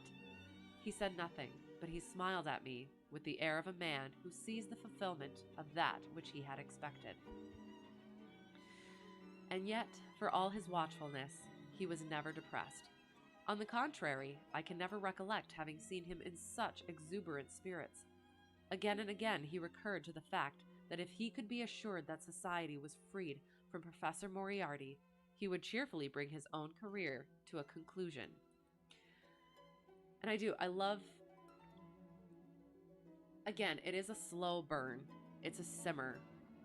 But it's just as, again, I'll use the word sinister. I love it. I think that I may go so far as to say, Watson, that I have not lived wholly in vain, he remarked. If my record were closed tonight, I could still survey it with equanimity. The air of London is the sweeter for my presence. In over 1,000 cases, I am not aware that I have ever used my powers upon the wrong side. Of late, I have been tempted to look into the problems furnished by nature, rather than those more superficial ones, for which our artificial state of society is responsible. Your memoirs will draw to an end, Watson, upon the day that I crown my career by the capture or extinction of the most dangerous and capable criminal in Europe. I shall be brief and yet exact in the little which remains for me to tell. It is not a subject on which I would willingly dwell, and yet I am conscious that a duty devolves upon me to omit no detail. It was on the 3rd of May that we reached the little village of Meiringen, where we put up at the Englischer Hof, then kept by Peter Stuyler, the elder. Our landlord was an intelligent man and spoke excellent English, having served for 3 years as waiter to the Grosvenor Hotel in London. At his advice, on the afternoon of the 4th, we set off together with the intention of crossing the hills and spending the night at the hamlet of Rosenlaui. We had strict injunctions, however, on no account to pass the falls of Reichenbach, which are about halfway up the hill, without making a small detour to see them. It is indeed a fearful place. The torrent, swollen by the melting snow, plunges into a tremendous abyss, from which the spray rolls up like the smoke from a burning house. The shaft into which the river hurls itself is an immense chasm, lined by glistening coal-black rock, and narrowing into a creaming, boiling pit of incalculable depth, which brims over and shoots the stream onward over its jagged lip. The long sweep of green water roaring forever down, and the thick flickering curtain of spray hissing forever upward, turn a man giddy with their constant whirl and clamor. We stood near the edge, peering down at the gleam of the breaking water far below us against the black rocks, and listening to the half-human shout which came booming up with the spray out of the abyss. The path has been cut halfway round the fall to afford a complete view, but it ends abruptly, and the traveler has to return as he came. We had turned to do so, when we saw a Swiss lad come running along it with a letter in his hand. It bore the mark of the hotel which we had just left, and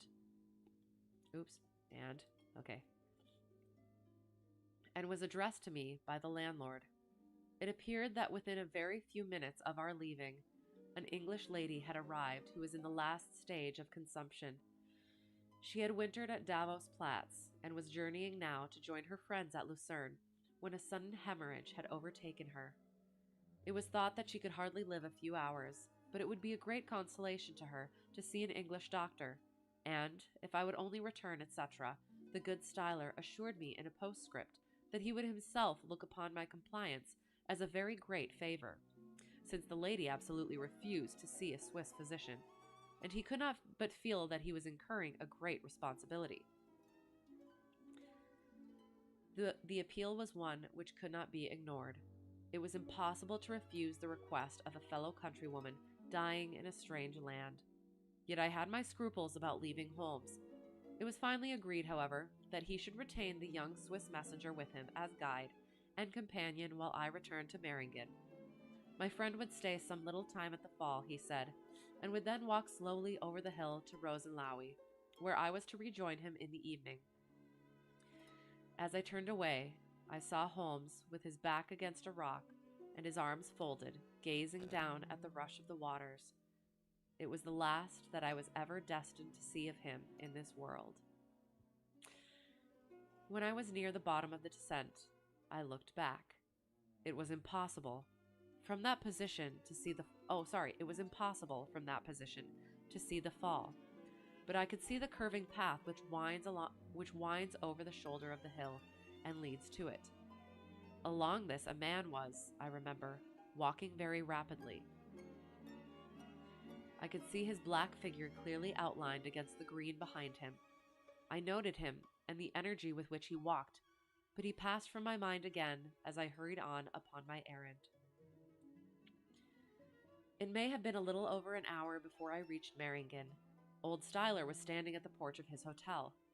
"Well," said I as I came hurrying up, "I trust that she is no worse?" A look of surprise passed over his face, and at the first quiver of his eyebrows, my heart turned to lead in my breast. "You did not write this?" I said, pulling the letter from my pocket. "There is no sick Englishwoman in the hotel." "Certainly not," he cried, "but it has the hotel mark upon it. Ha! It must have been written by that tall Englishman who came in after you had gone. He said—" But I waited for none of the landlord's explanations. In a tingle of fear, I was already running down the village street and making for the path which I had so lately descended. It had taken me an hour to come down. For all my efforts, 2 more had passed before I found myself at the fall of Reichenbach once more. There was Holmes's alpine stock, still leaning against the rock by which I had left him. But there was no sign of him, and it was in vain that I shouted. My only answer was my own voice reverberating in a rolling echo from the cliffs around me. Oh no! Do I ski? I have skied before, but I haven't in a while. Do you ski? I feel like there's a, what's the word? I don't know. Potential play on words there. Does Heidi ski? I don't know. I had fun with it. I'm actually, I found out I'm hypermobile, so technically I'm not supposed to. But like now I want to again. I haven't in a while, but now that I'm not supposed to, I kind of want to. But yes, I did. I had fun when I did. Only answer was my own voice reverberating in a rolling echo from the cliffs around me. You learned to ski near Rosenlaui in Grindelwald. Okay, so this Rosenlaui and Grindelwald, The only thing I know of that is from Harry Potter. So yes, that's awesome. You ski as well. Yes. Hello. You are still here. I'm sorry. It is. It's so late. I'm sorry. I appreciate you all being here yet. Um, but yes. Are you planning to do more this winter? I hope so. You got your new skis, didn't you? Oh, and do you I feel like we've talked about this and I don't remember. Do you use the sticks? I never used the sticks. I feel like I probably would have tripped on them. Okay, sorry. It was the sight of that alpine stalk which turned me cold and sick. He had not gone to Rose and Lowie then. He had remained on that 3-foot path, with sheer wall on one side and sheer drop on the other, until his enemy had overtaken him. The young Swiss had gone too. He had probably been in the pay of Moriarty and had left the two men together. And then what had happened? Who was to tell us what had happened then? Oh, you'll be on ski patrol this winter. So what does that entail? No sticks. Okay, excellent. Sounds good. That sounds fun, and I'm glad you'll get to do that. I stood for a minute or two to collect myself, for I was dazed with the horror of the thing. Then I began to think of Holmes's own methods and to try to practice them in reading this tragedy. It was, alas, only too easy to do. During our conversation, we had not gone to the end of the path, and the alpine stalk marked the place where we had stood. The blackish soil is kept forever soft by the incessant drift of spray, and a bird would leave its tread upon it. 2 lines of footmarks were clearly marked along the farther end of the path, both leading away from me. There were none returning. A few yards from the end, the soil was all plowed up into a patch of mud, and the branches and ferns which fringed the chasm were torn and bedraggled. I lay upon my face and peered over with the spray spouting up all around me. It had darkened since I left, and now I could only see here and there the glistening of moisture upon the black walls. And far away down at the end of the shaft, the gleam of the broken water. I shouted, but only the same half-human cry of the fall was borne back to my ears. Basically, if someone gets injured, you help them until the ambulance arrives. Okay, assuming you don't fail the class. You won't fail the class. That's awesome. Oh, very nice. Oh, have you done that before, or will this be your first time doing it? So you said if you don't fail the class, like, is it like a re-upping class, or is it like a new class? I don't know how these things work. First time. Oh, very cool. That's awesome. So did you decide to do that so that you could do get into the skiing again? And so then, so do you like stay at the top or something? And then if you hear of something, then you get you got to ski down to it?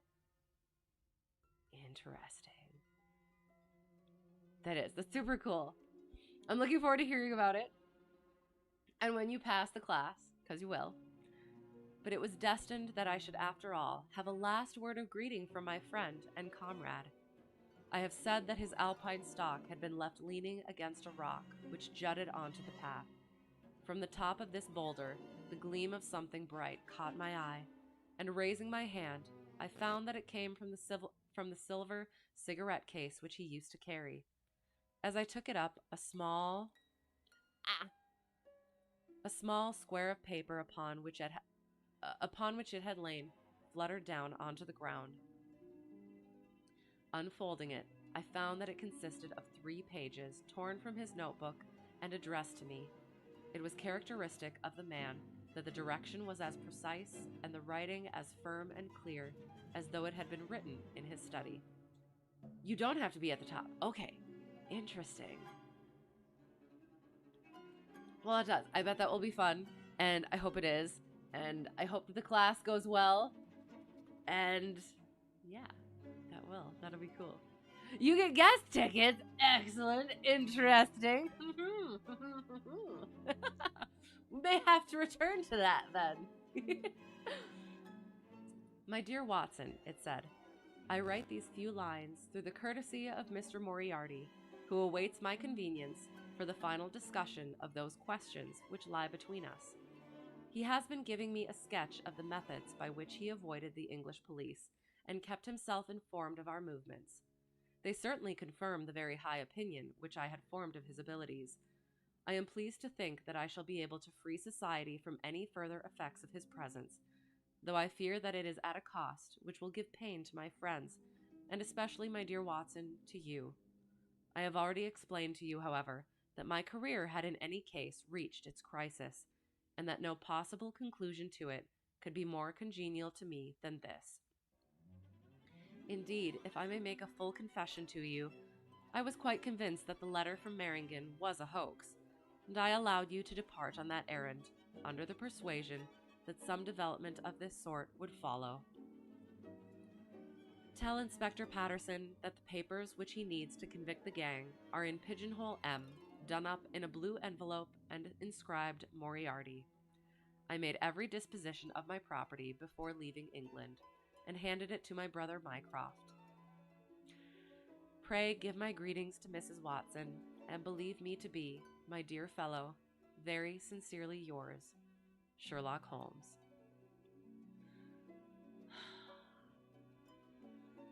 A few words may suffice to tell the little that remains. An examination by experts leaves little doubt that a personal contest between the two men ended, as it could hardly fail to end in such a situation, in their reeling over, locked in each other's arms. Any attempt at recovering the bodies was absolutely hopeless, and there, deep down in that dreadful cauldron of swirling water and seething foam, will lie for all time the most dangerous criminal and the foremost champion of the law of their generation. The Swiss youth was never found again, and there can be no doubt that he was one of the numerous agents whom Moriarty kept in his employ. As to the gang, it will be within the memory of the public how completely the evidence which Holmes had accumulated exposed their organization, and how heavily the hand of the dead man weighed upon them.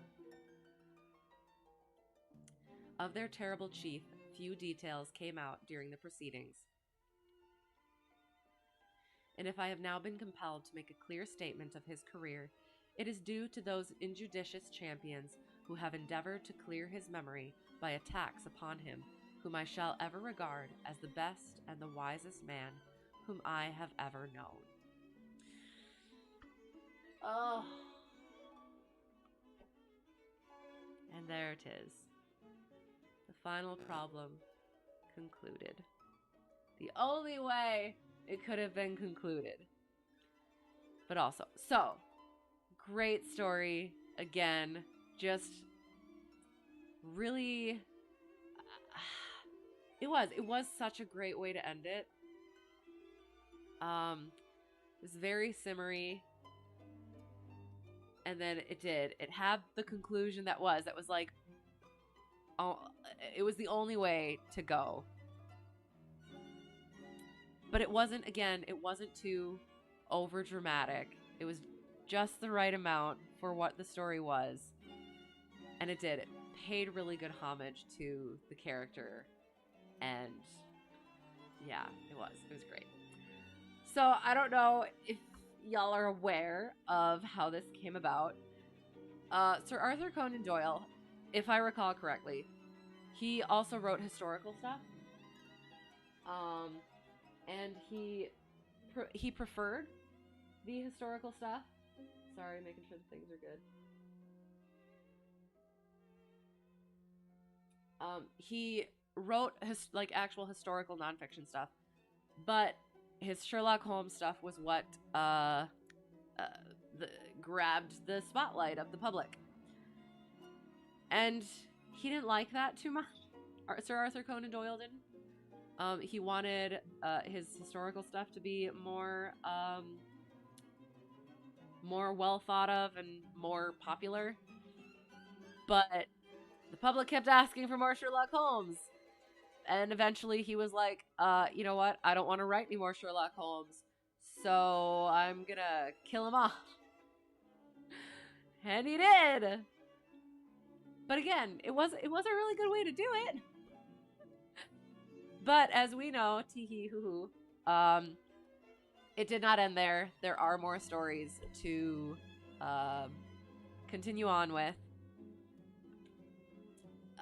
At least the next ones. I think the next ones are the hounds. Oh no, it's not. Gosh darn it. Maybe not. Hang on. No, what the heck? Hang on.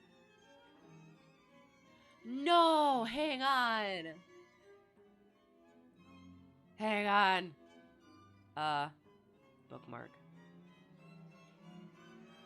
Oops, that's not what I wanted. We did, didn't we?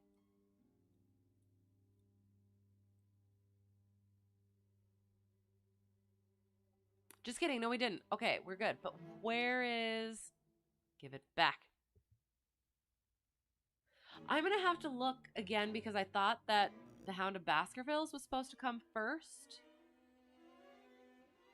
Huh.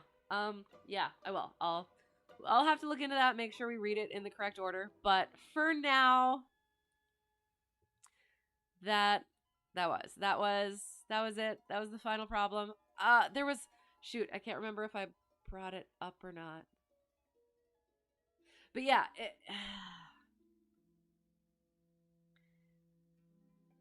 again, going back to the conversation we had before, or maybe just my rant, it was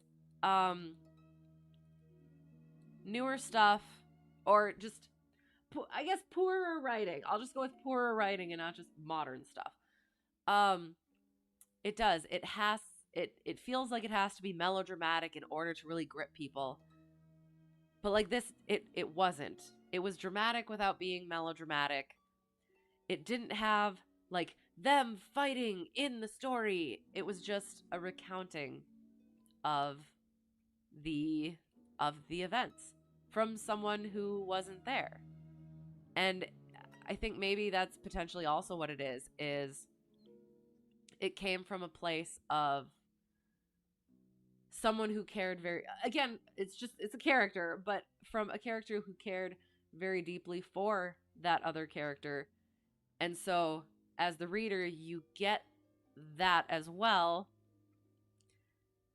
And again, leaving,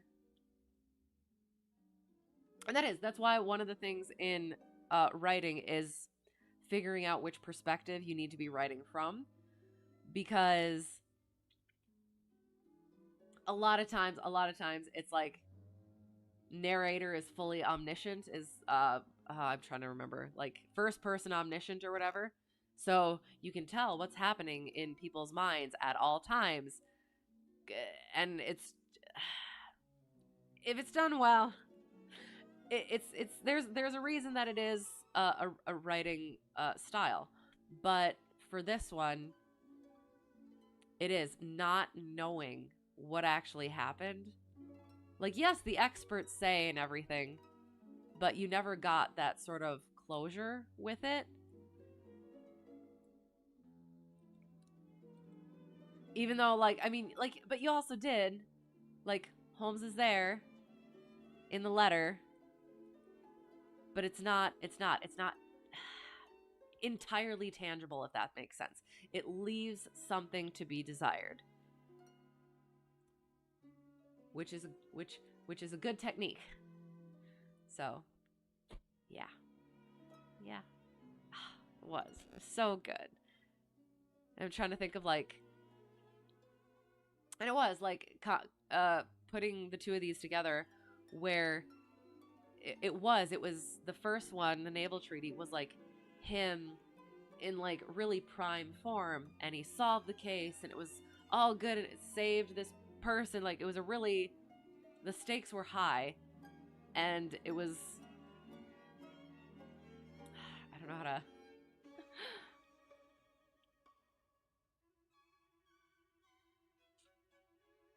he was just like absolutely in his element. And then to come to this, and like that somberness, and that sort of, he was already kind of gone, if that makes sense. Like, he kind of faded away through the story. if that makes sense. And I don't know if that actually it felt like it. Looking back on it, it kind of felt like it. But it did. And it was just a really good way to end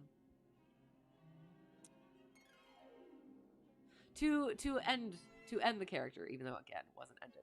And Moriarty was only brought in for this. So I like that he didn't just kill him off like he really did. Create again a whole other character to contrast with and just bring it to the most fitting conclusion. And I do. I like thinking about like the writing process of that. Like, okay, so I want to kill him off. So how am I going to do it right? Yeah, it's good. Anyway, that was the Naval Treaty and the Final Problem. The two final stories in the Memoirs of Sherlock Holmes. So good. So we'll do the thing. La da da da da. All right. So yeah, that went later than I anticipated, much later. These don't usually last as long, but they did, and that's okay. We're done. We're finished now, and I'll kind of go over a little bit schedule-y things. As usual, we will do flying will be next Tuesday, barring changes. I'll throw Discord up in there again. If anyone still left is not in my Discord, there it is. I will let you know if we end up switching plans. But other than that, yes, flying will be Tuesday. We're going to take a little break from reading since we finished that till at least October. My plan was to start reading Frankenstein on Thursdays in October. But I have to find out what my schedule is going to start being. My instructor. Oh, I guess I can throw that out there for anyone who's still left. So I guess I'll say first for anyone who wants to go to bed. Thank you so much for sticking around. I really do appreciate it. And this was a lot of fun. I really enjoyed these last two stories. And I apologize for my cold and therefore for my voice, but I did my best. And yeah, so I had my latest lesson. I presented night operations lesson. High altitude operations, 14 CFR and publications. So basically all the documents you need to deal with in aviation training and airspace. So night operations, high altitude. I know it was all new to me, basically. Like, I'd known some of it, but it was interesting trying to go through it and kind of frustrating, but made it through. And apparently just fine enough. 14 CFR and publications, my instructor was like, you have 8 minutes to present this. I was like, no, I need more time. It did. It ended up being very short, but it's a lot of these things. It seems like will come up organically. This is what I told him. It feels like it'll come up organically in training rather than like sitting down for a lesson and these are your things. But if it's necessary, have it done for it. And then did airspace, but kind of he hastened me along with that because I did do a lot of that presenting in the flight planning and navigation section.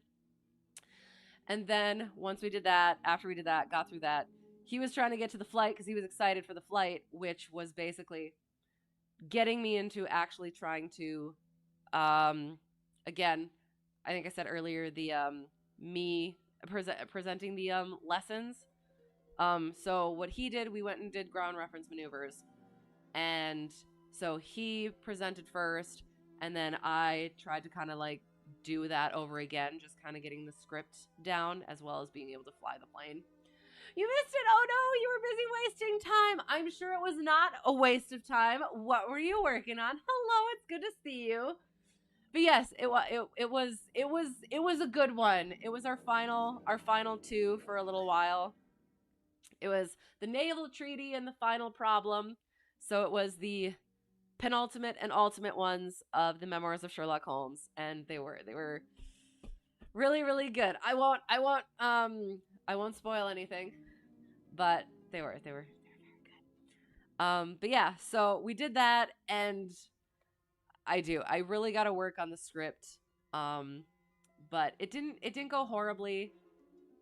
And then we came back to the airport, and I was lining up, and I got on a final, and I was a little fast.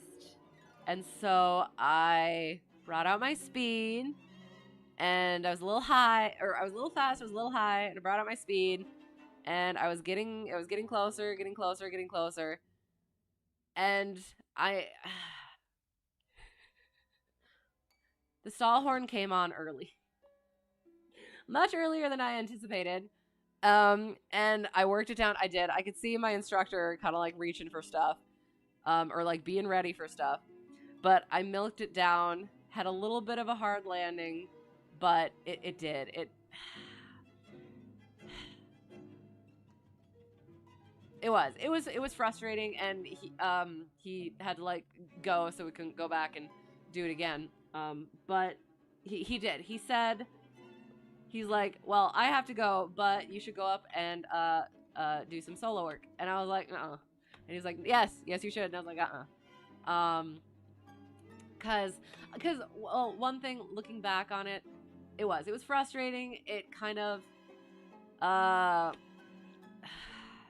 not scared me, but just kind of like made me a little because my speed was so high and so close to the runway, and then all of a sudden it just like it dropped so low so quickly.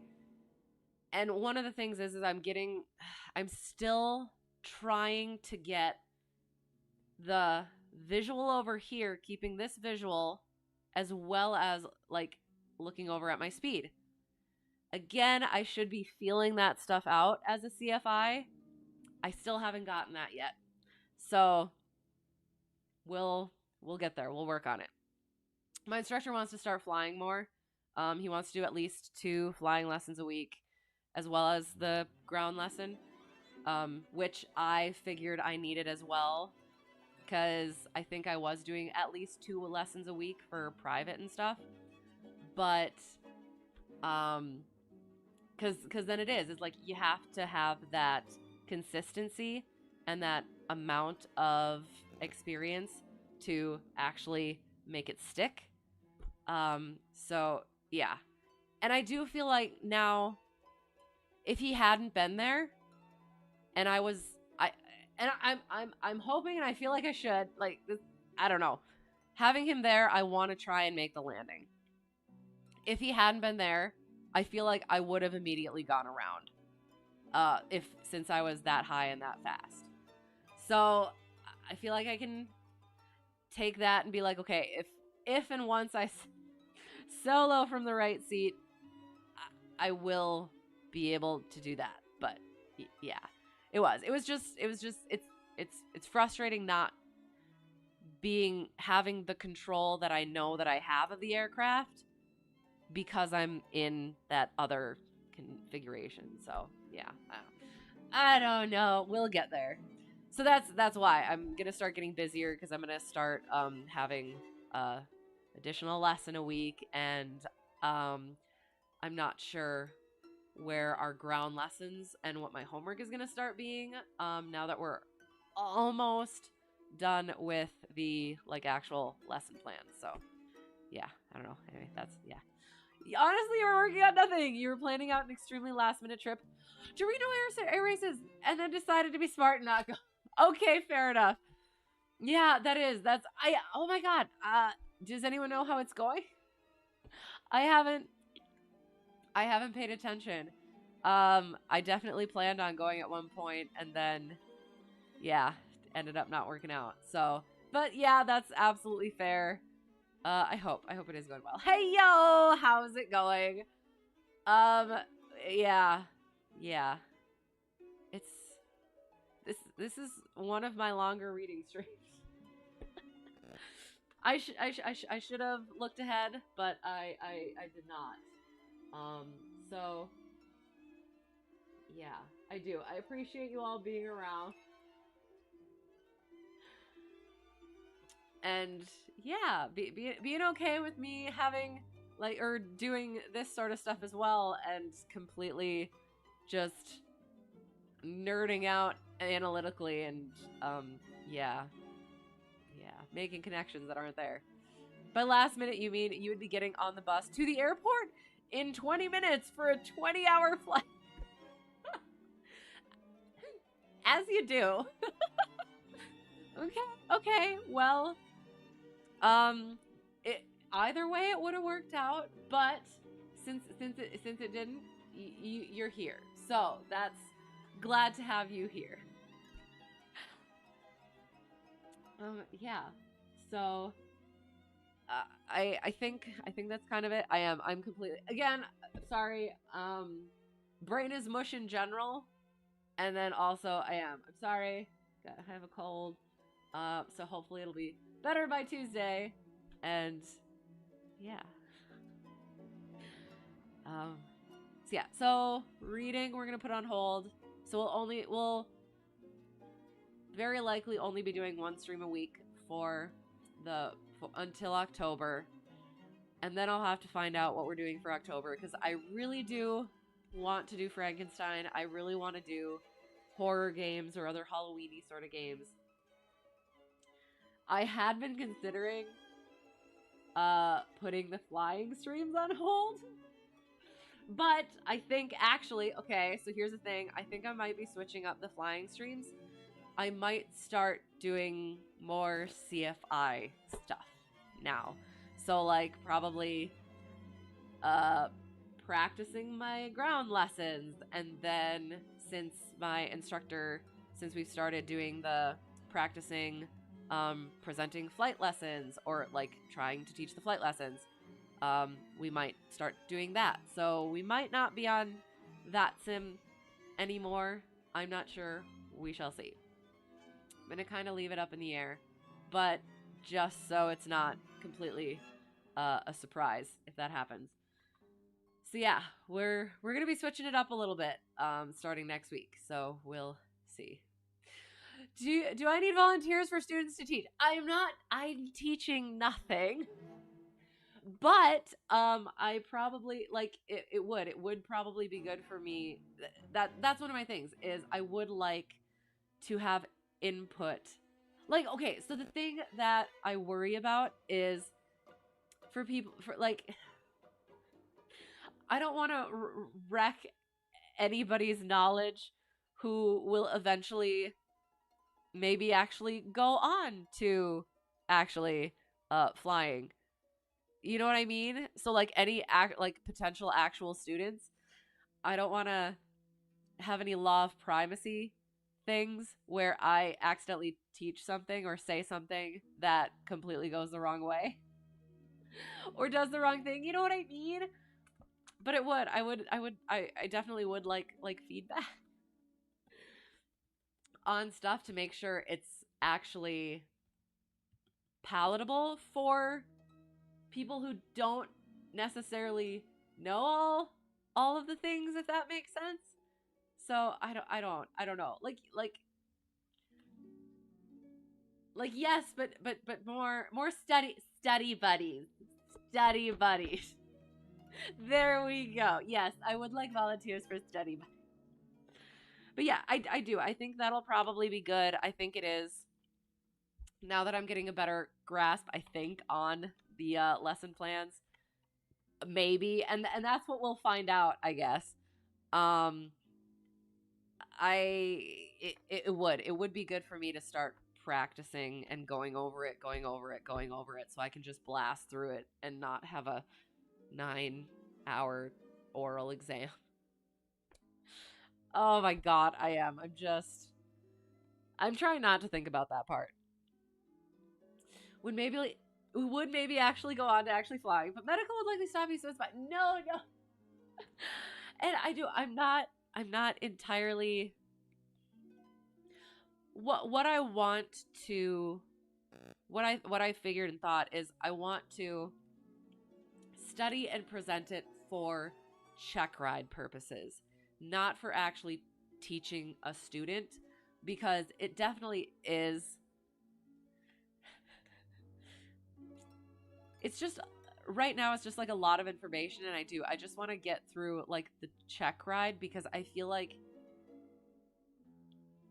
I I have all the information organized, but it'll be so much easier to like adjust it to a student when you actually have a student. So like I am. I'm not practicing. I'm not practicing teaching. It's just practicing for check ride, if that makes sense. So that's what it'll be.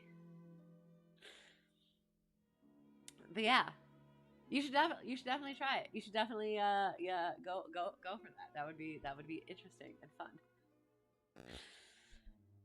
But yeah, so that's the plan. It's never really a plan. It's just a, ooh, I should do that, and then we hopefully do that. So yeah, you're the first to know. But yeah, Will, what is happening? There. Okay. So yes, it is. It is. It's very late. I am. I'm very tired. It's a little bit thick. Uh, yeah. Brain is mush. It's been. So, yeah. Sounds fun. Yes, I hope so. And yeah, sounds like it would be fun for you as well. So, yeah. Um, yeah. So whoever got lost and found their way here or found their way back, thank you so much for being here. And for those of you who stuck around, again, I appreciate you so much. Because like it is, it's the ultimate one, the final one. So it was a lot of fun. Glad to have gotten it in, and yeah, I do. I appreciate you guys putting up with me and my shenanigans and my things that aren't flying. So yeah, and for the follows, I appreciate it, and all the other things.